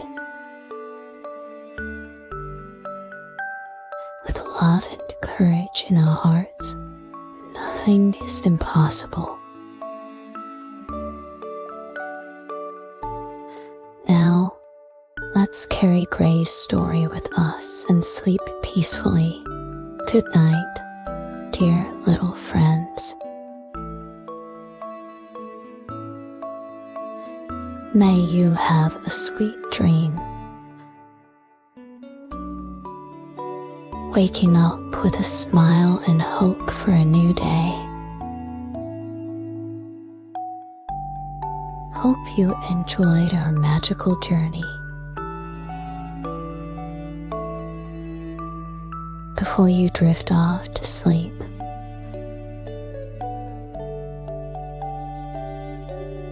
don't forget to subscribe to For You Kids to ensure you never miss a story. Good night, little ones. Sweet dreams.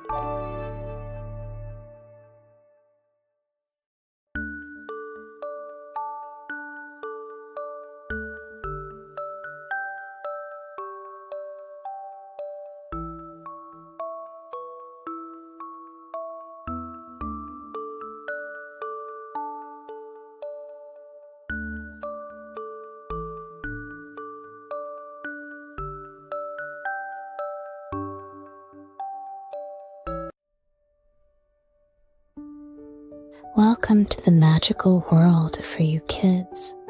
I am your friend and guide. Before we start tonight's story, imagine a place full of colors and laughter, where surprises hide in every corner. Now, let's get comfy and ready to drift into a beautifully dreamy adventure. Good evening, dear little friends. I'm your Bella sister. Tonight,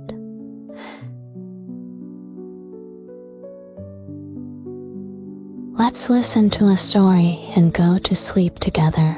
Are you ready? Tonight, I have a very special story about a brave little girl and her 6 brothers.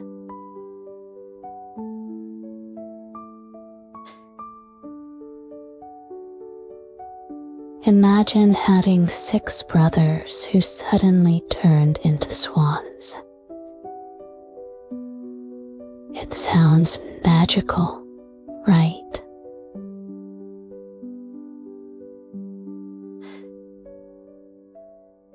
That's what happened to our main character, little Elisa, in tonight's story. She's a very brave and clever girl, and she faces many difficulties and challenges to save her brothers.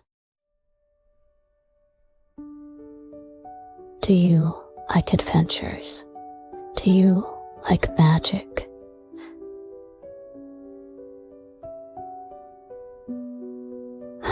This story will surely fascinate you.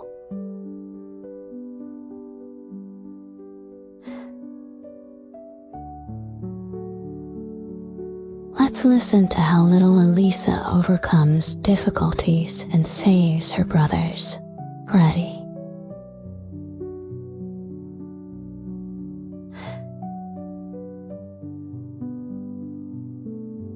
Let's start this wonderful adventure story.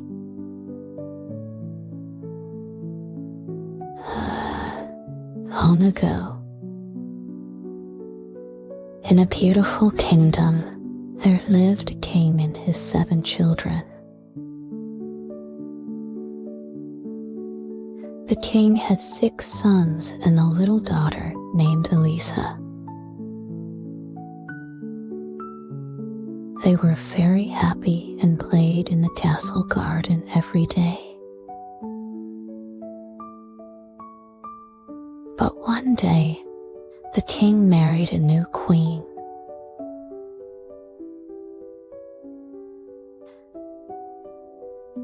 The queen looked beautiful, but she was actually a mean witch. She didn't like the king's children,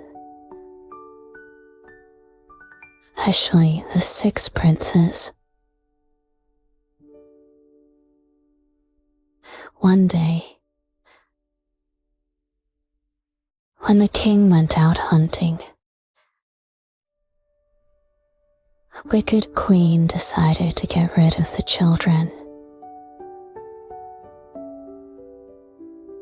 She secretly cast a spell on the 6 princes, turning them into 6 white swans. The princes could only fly away, leading the whole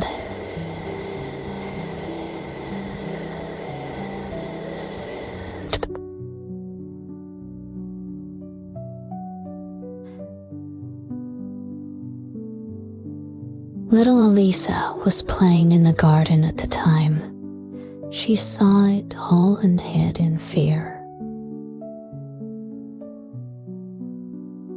The queen didn't notice her. Thinking she had gotten rid of all the children, Elisa was very sad. She didn't know what to do. She wanted to tell her father the king what happened. The queen threatened that if she told the truth, she would be turned into a swan as well. So, little Elisa had to leave the castle and started her adventure to find her brothers. She was determined to find a way to break the spell and turn her brothers back into humans.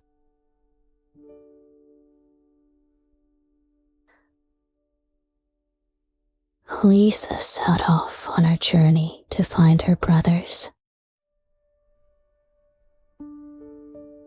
She walked through dense forests and across wide rivers.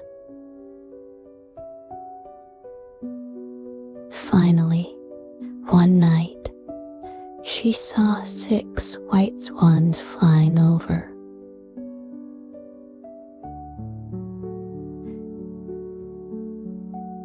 Elisa quickly recognized them as her brothers and followed them to a mysterious lake.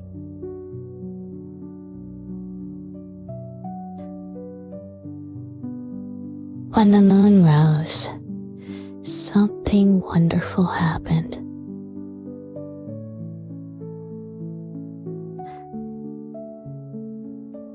The 6 swans landed by the lake and turned back into human form.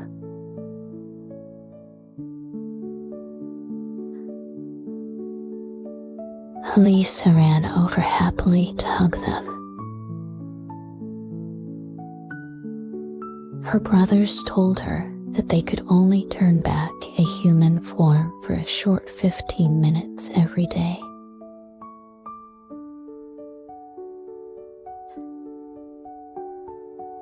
Elisa asked, "Is there any way to break the spell?" The eldest brother's side said, "There is only one way. You must collect the nettles by the lake and weave 6 shirts from them.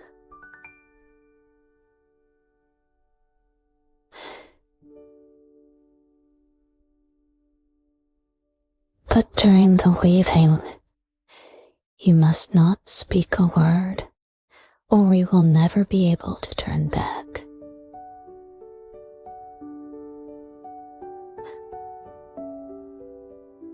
Though scared, little Elisa bravely nodded her head. She began to collect the stinging nettles, her little hands pricked and swollen. But she kept silent and endured the pain. Every night, when her brothers turned back into human form, she would silently hug them, giving them hope and strength. Day after day, Elisa worked hard on weaving. She couldn't speak or explain what she was doing, so she was often misunderstood.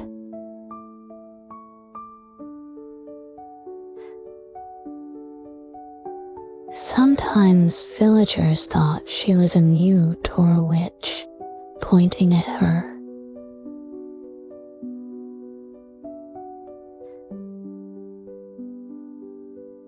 But Elisa didn't care. She only focused on finishing the shirts to save her brothers.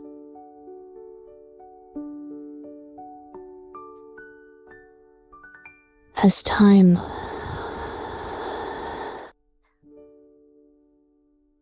Elise's task became more and more difficult. Fingers were pricked red and swollen, sometimes even bleeding.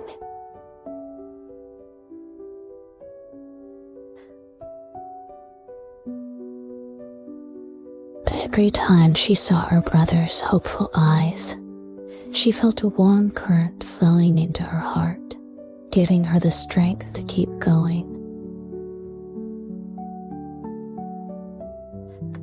One day, a handsome prince rode by.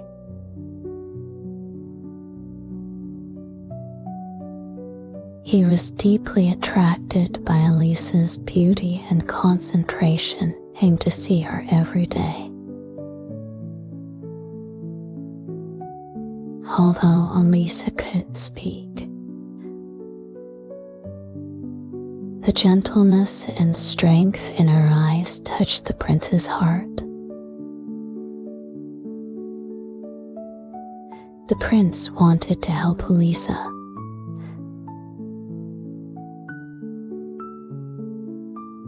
but she could only express her gratitude with her eyes and smile.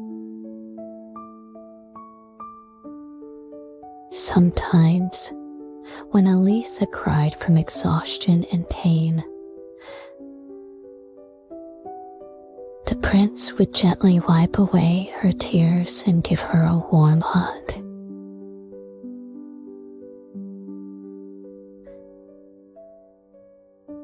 Elisa was both touched and sad in her heart. She wanted to tell the prince the truth.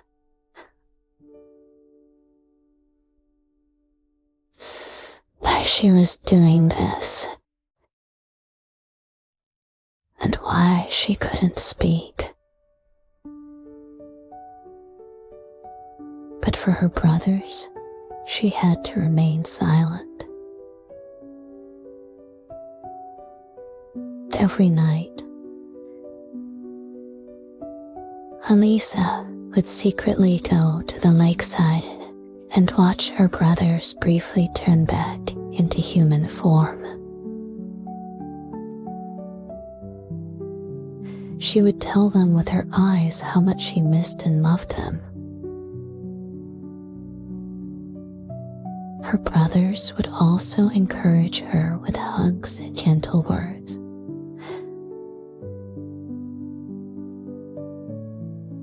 Letting her know how grateful they were for her sacrifice. During this time, Elisa experienced unprecedented loneliness and pain. But her love and determination grew stronger in the process. She understood that only by persevering could she save her beloved family. Just as Elisa was about to finish the last shirt, a terrible thing happened.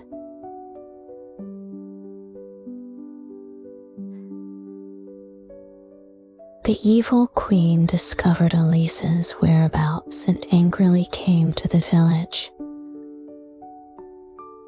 accusing her of being an evil witch.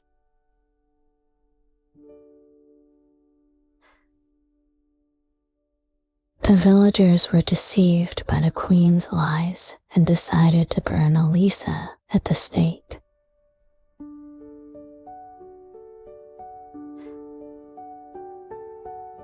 The prince tried to protect Elisa, but the villagers didn't listen to his explanation.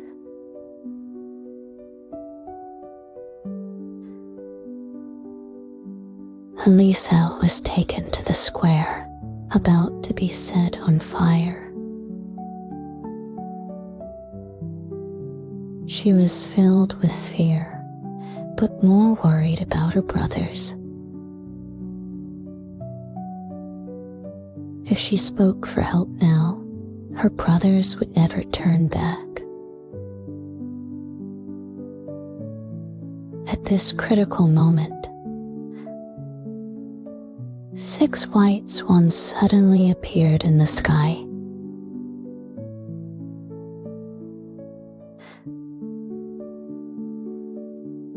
They dove down and flapped their wings to put out the flames about to ignite. Elisa saw her brothers coming to save her and was filled with joy. At this moment, Elisa finally finished the last shirt. She quickly threw the shirt into the air, and it landed on the 6 swans. A miracle happened.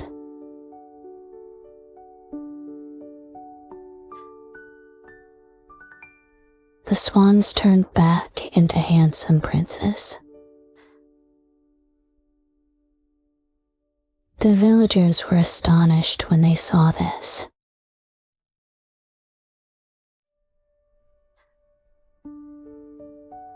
Elisa could finally speak, and she explained everything.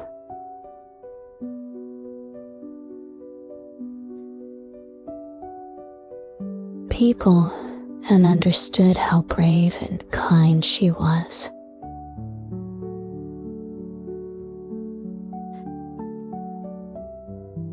The evil queen, seeing her plot exposed, wanted to escape but was caught by the villagers.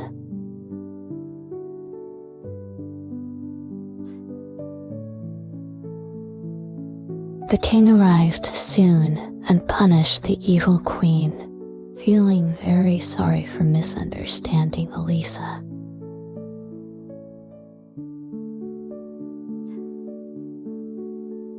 Elisa and her brothers were finally reunited. They hugged each other, crying for joy. The prince, seeing Elisa's true identity,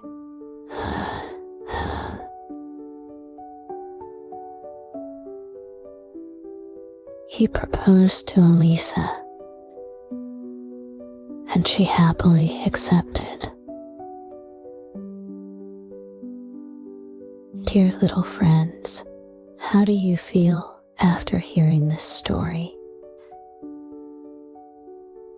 Don't you think Elisa is very brave?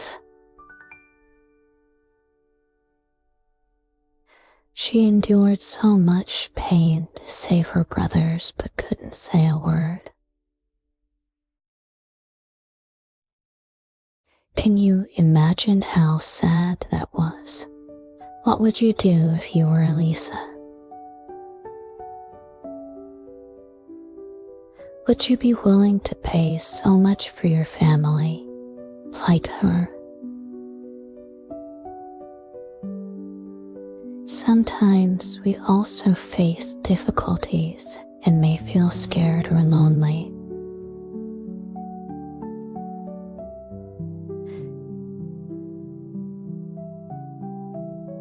But as long as we are brave like Elisa and believe in ourselves, we can overcome difficulties. Do you have any brothers or sisters? If so, would you love them like Elisa? Even if you sometimes quarrel, family is always the most important, right? Also, what do you think of the prince?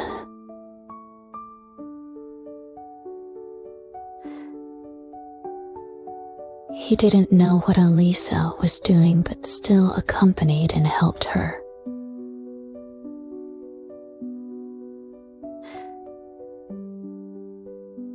This tells us that true friends will support you when you need it the most, even if they may not fully understand what you're doing. All right. Little friends, the story is over. It's time to close your little eyes and enter sweet dreams.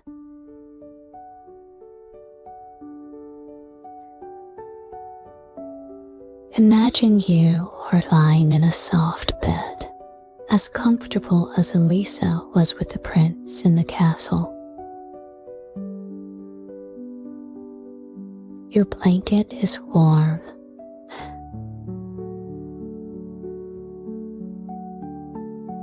Like the shirts Elise knitted for her brothers, full of love. Take a gentle deep breath and feel the peace around you.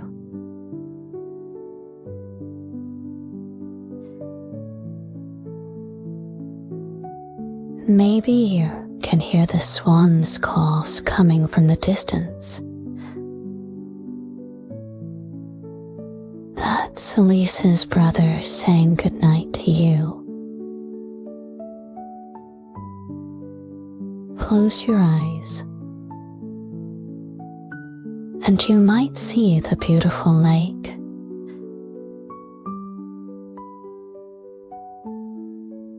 The moonlight shining on the water, sparkling.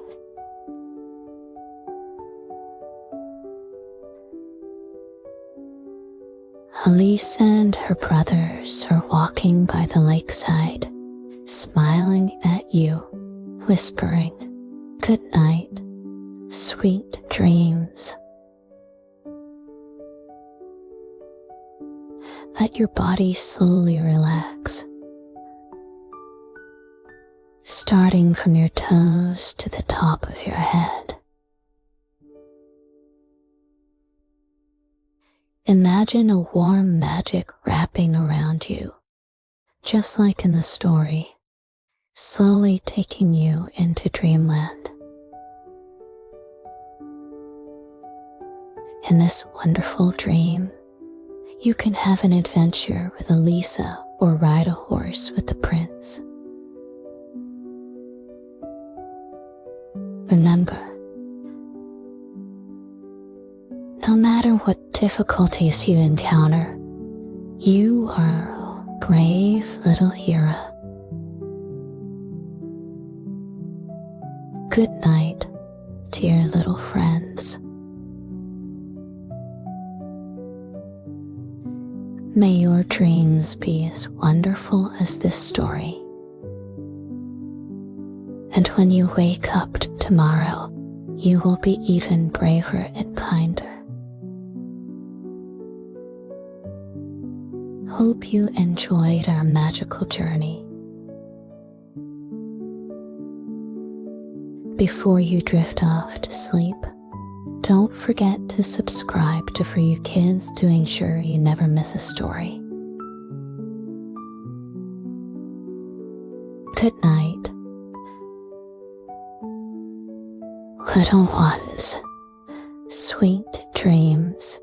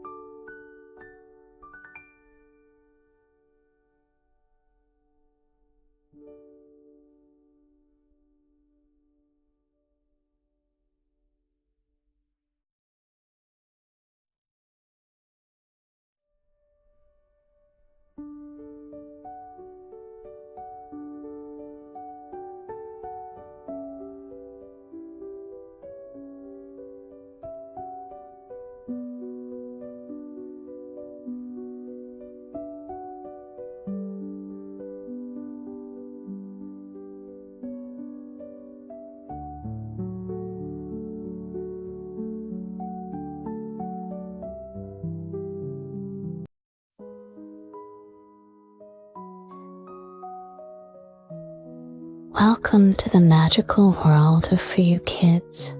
I am your friend and guide. Before we start tonight's story, imagine a place full of colors and laughter, where surprises hide in every corner. Now, let's get comfy and ready to drift into a beautifully dreamy adventure.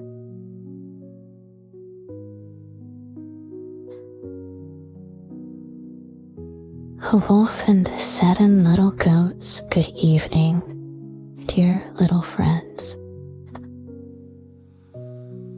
I'm your sister Bella. Tonight, let's listen to a story together before bed. In a faraway forest, there lived a gentle mother goat and her 7 little babies.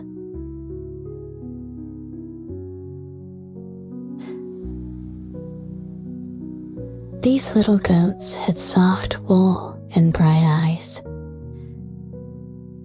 and they played happily every day under their mother's care.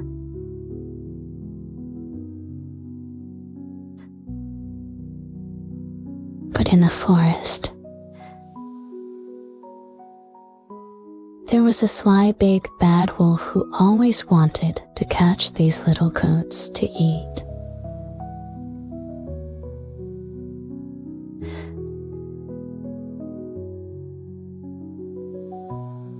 The mother goat knew about the big bad wolf's bad intentions, so she always reminded the little goats to be careful. In a sunny morning, the mother goat needed to go to the market to buy some things. She told the little goats who locked the door and not to open it for anyone.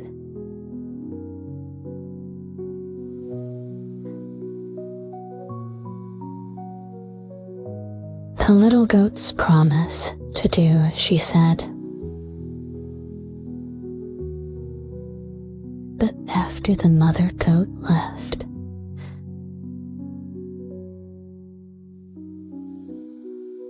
the big bad wolf came to their door. He tried all sorts of ways to trick the little goats into opening the door, but the little goats were very clever and didn't fall for his tricks.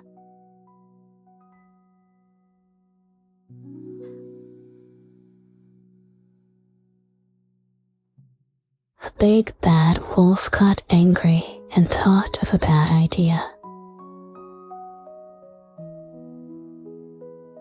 He decided to pretend to be the mother goat to trick the little goats. He found some wool to stick on himself and then came back to the little goat's door. Kids, open the door. Mommy's back.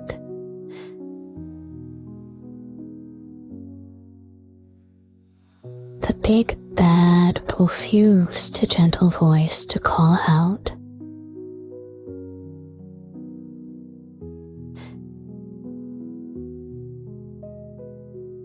The little goats heard the voice, but the smallest goat felt something was wrong.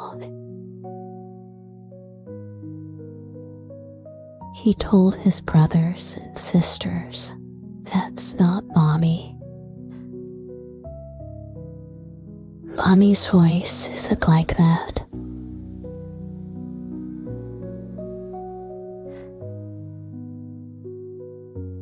The little goats decided not to open the door and asked the big bad wolf questions to reveal his true identity.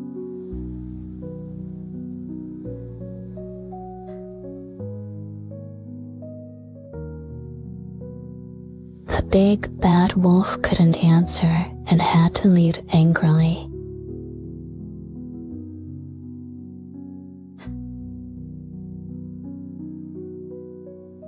When the mother goat returned and heard the story, she was very happy and proud because her children were both smart and brave.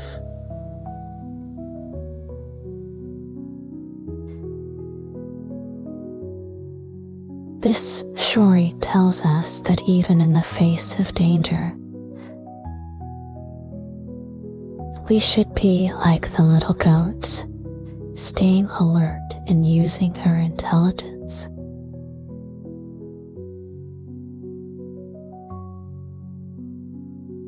Now, let's continue to listen to the story and see how the little goats use their wisdom to escape from the big bad wolf time and again. Good night, dear little friends, and I hope you have sweet dreams. In a faraway forest,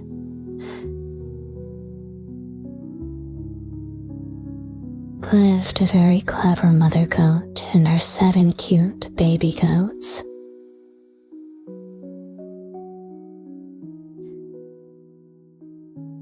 Their home was a warm and cozy little house surrounded by lush trees and colorful wildflowers.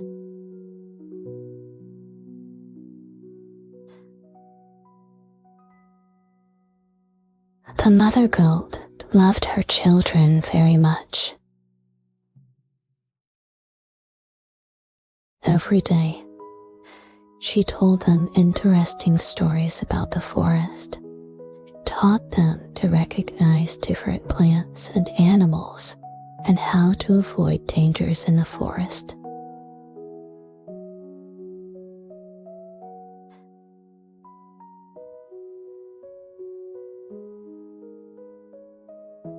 The mother goat was not only wise but also very hardworking.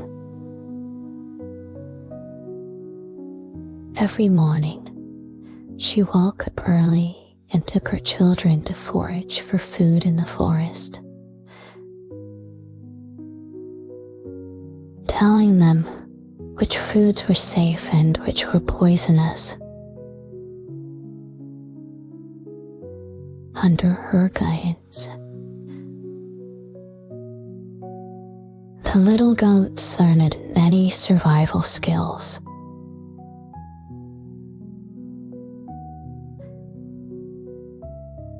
But the forest was not just home to small animals and beautiful scenery. There was also a crafty big bad wolf. The big bad wolf always hid in the shadows, watching the mother goat and her children, looking for a chance to steal them away. One day, the mother goat felt that her children had grown up enough, and she needed to go to a distant place to buy some supplies like clothes for the children and some books. She knew there were dangers in the forest, but she also knew her children needed these items. So the mother goat decided to set out on a sunny morning. Before she left, she repeatedly told the little goats to lock the doors and windows and not to open the door for strangers, especially the crafty bad wolf. After the mother goat left, the little goats started playing inside the house. They jumped, chased each other, and even pretended to go on adventures in the forest like their mom had taught them. The smallest goat, always the most lively, was called Bouncy.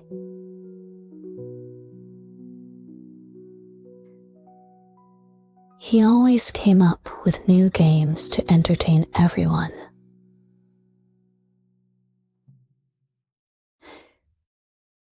But while the little goats were having fun,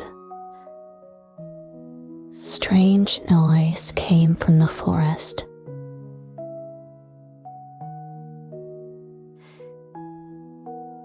It was the sound of the big bad wolf's footsteps as he quietly approached the mother goat's house.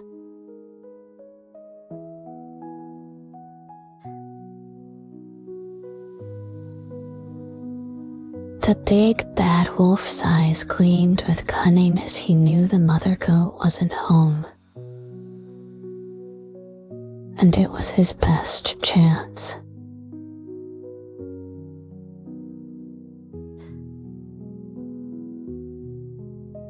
The big bad wolf stood in front of the house, took a deep breath, and began to mimic the mother goat's voice. He used the gentlest tone he could muster and said, "Kids, Mommy's back. Open the door."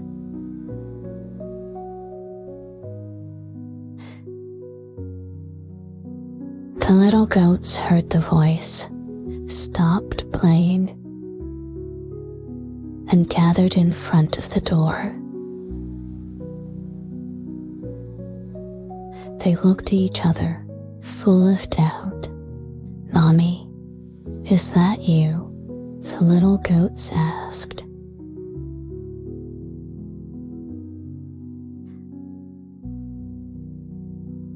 The big bad wolf continued to mimic the mother goat's voice and replied, "Yes, my babies.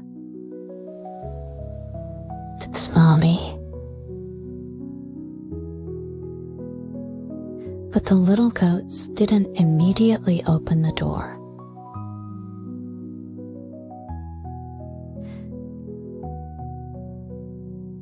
They remembered their mother's words about not trusting voices outside the door.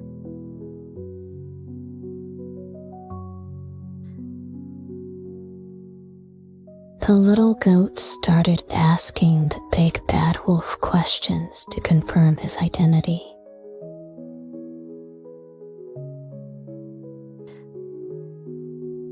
"Mommy, what did you buy today? Mommy, what color is your dress?"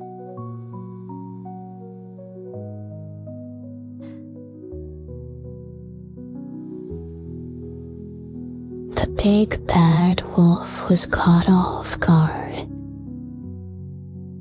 He hadn't prepared answers for these questions. He stammered, trying to get through it.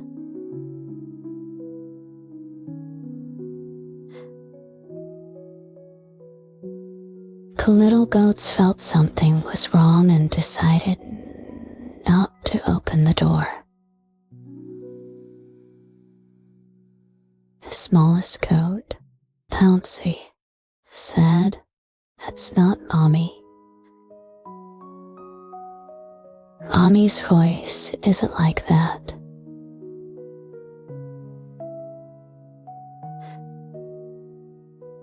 The other goats agreed, and they decided to continue playing inside, waiting for their real mommy to come back.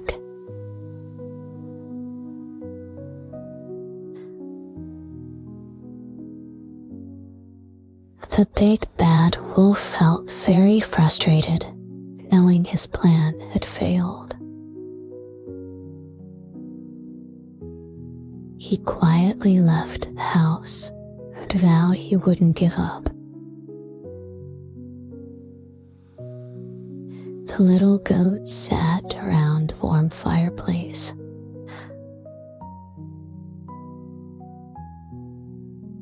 Their excitement and curiosity turning into tension and worry. They knew the outside world was full of unknowns and dangers, especially the sly big bad wolf.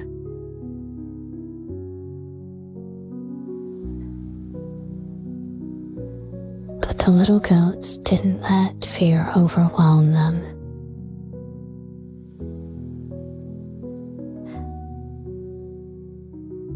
They comforted and encouraged each other, showing their bravery and wisdom.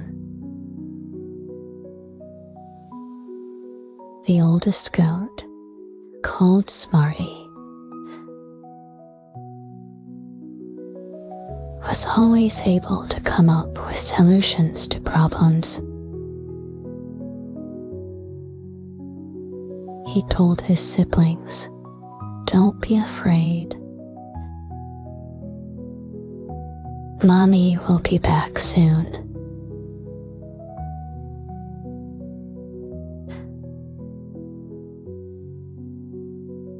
We need to trust her words and not open the door for anyone.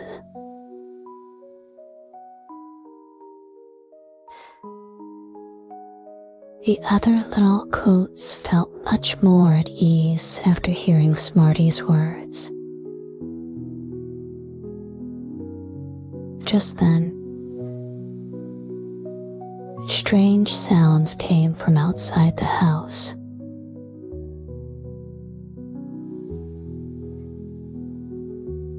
It was the big bad wolf trying different ways to trick the little goats.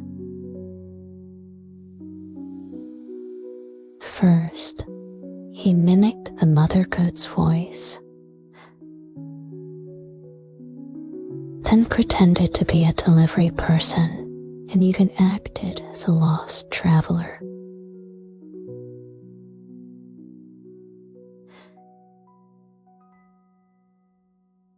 But no matter how much the big bad wolf changed his voice and identity, the little goats were not fooled.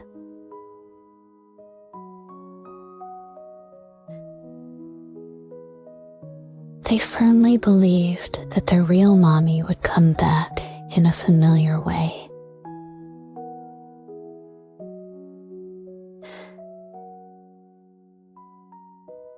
The little goats started singing to dispel fear and unease. Their song echoed through the forest, full of hope and courage. The smallest goat, Pouncy, began to dance joyfully. His light and lively dance steps made the other goats join in, filling the house with laughter and songs. The big bad wolf outside felt confused and helpless.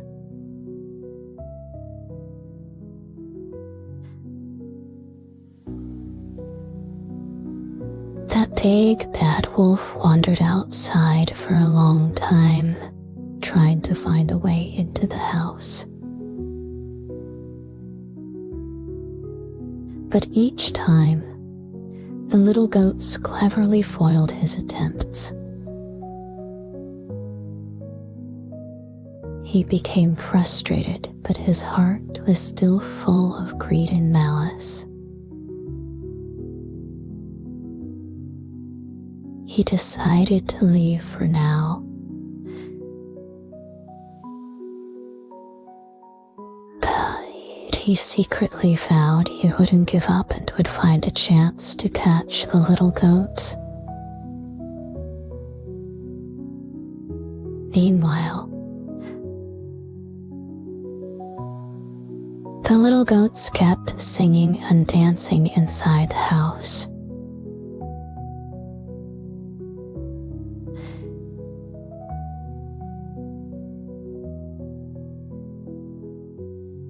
Their hearts were full of their mommy and their home. They knew that as long as they stayed united, nothing could defeat them.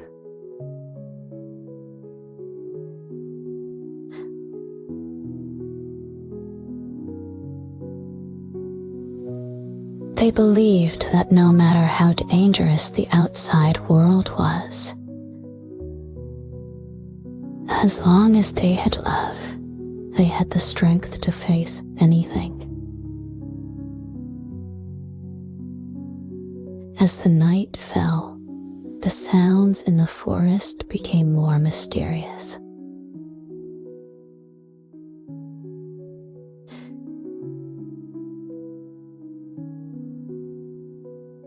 That bad wolf paced outside of the house, reaching the limits of his patience and cunning. He decided to take one last action and force his way into the house. He began banging on the door, trying to break it down.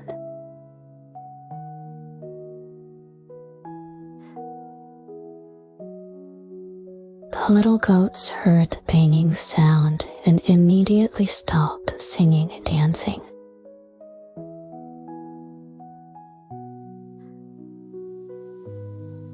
Smarty quickly led the younger ones to hide in the deepest part of the house. They found a concealed spot and hid. The banging on the door grew louder, and it seemed like the door could break down at any moment. Just then, the mother goat's voice came from afar. She was already back from the market and heard the big bad wolf banging on the door. She hurried towards the house.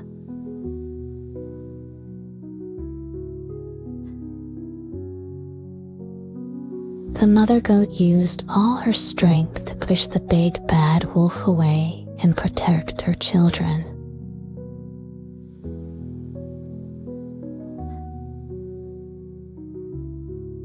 The big bad wolf was surprised and scared to see the mother goat return so quickly.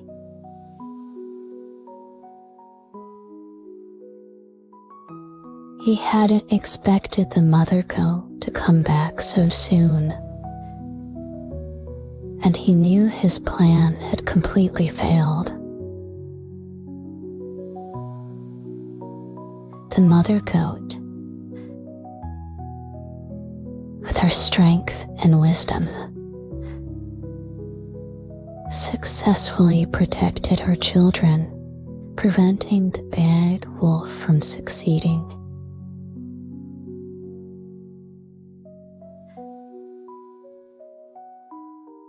The mother goat entered the house and saw her kids safe and sound. Her heart was finally at ease. She hugged each child tightly, saying, "Mommy's back. You did very well. Mommy is so proud of you."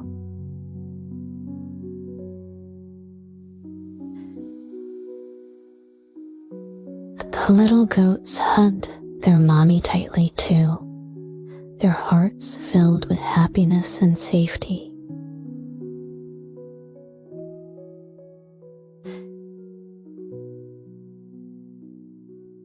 The big bad wolf knew he had no chance left and slunk back into the depths of the forest. He realized he could never trick these clever little goats again. Their courage and wisdom made him feel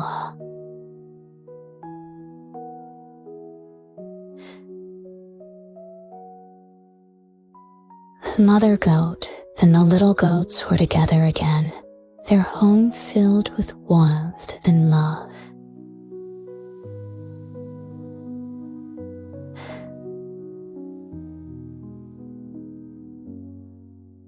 The little goats knew that as long as they stayed united, nothing could defeat them. Their story spread throughout the forest, becoming a beautiful legend.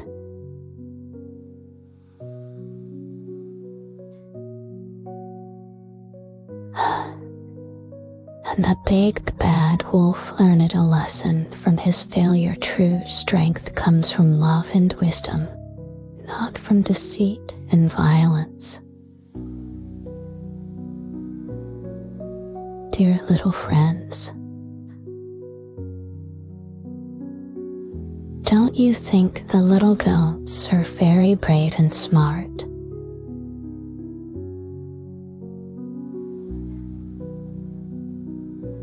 They not only protected themselves, but also thwarted the big bad wolf's plans. Imagine if you were the little goats facing the big bad wolf's tricks. What could you do? Would you, like them, use your wisdom and courage to protect yourself and your family?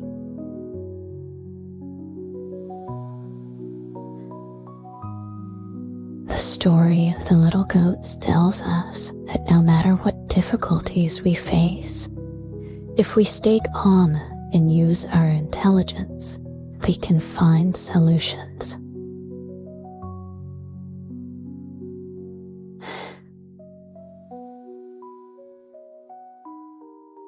Like the little goats, through mutual help and trust, they finally defeated the big bad wolf.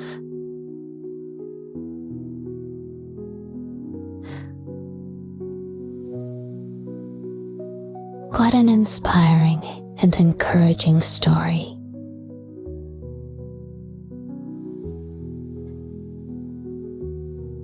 Imagine if you were the little goats. How would you play with your brothers and sisters? How would you sing and dance together? How would you use your cleverness to solve problems?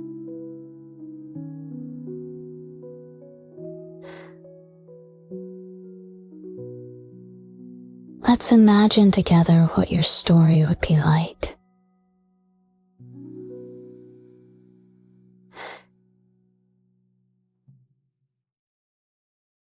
Let's step into the world of the little goats and feel their joy and courage.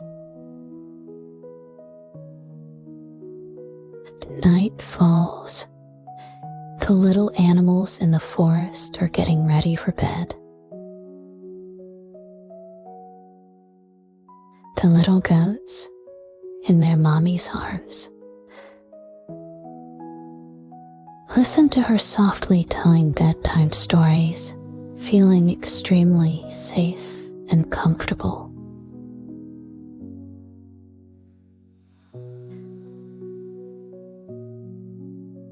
The mother goat gently strokes their heads and in a warm voice tells them, "Kids, you were very brave today, and Mommy is proud of you. Now it's time to rest."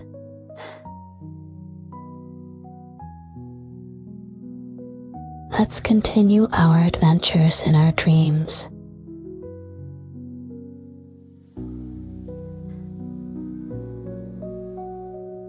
The little goats slowly closed their eyes to their mommy's soft words.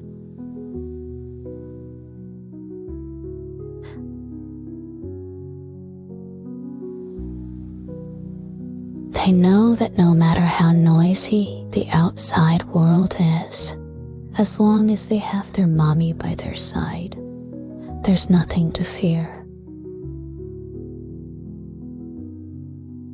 They feel their bodies relaxing more and more, and their minds becoming calmer.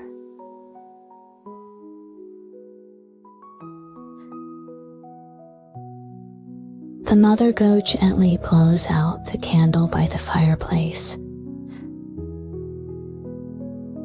leaving only the soft moonlight streaming through the window. She softly says to the kids, "Good night, my little babies. May you have a beautiful dream."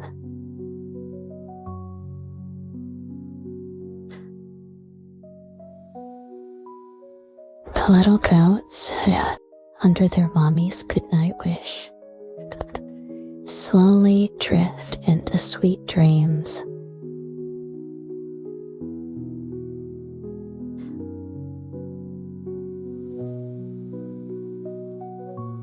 The wind gently blows through the forest, bringing the rustling of leaves and the murmuring of a distant stream.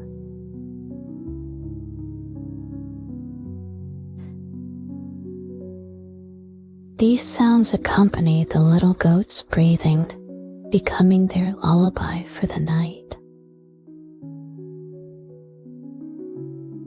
In this quiet night,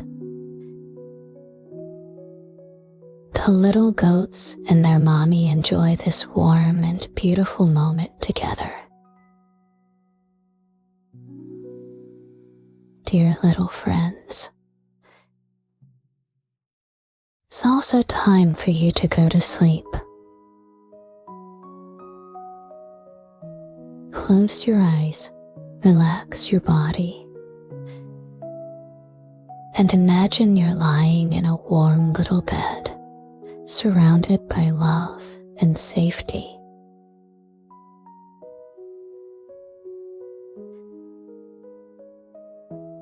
May you have a wonderful dream. Good night, dear little friends. Hope you enjoyed our magical journey. Before you drift off to sleep, don't forget to subscribe to For You Kids to ensure you never miss a story. Good night, little ones. Sweet dreams.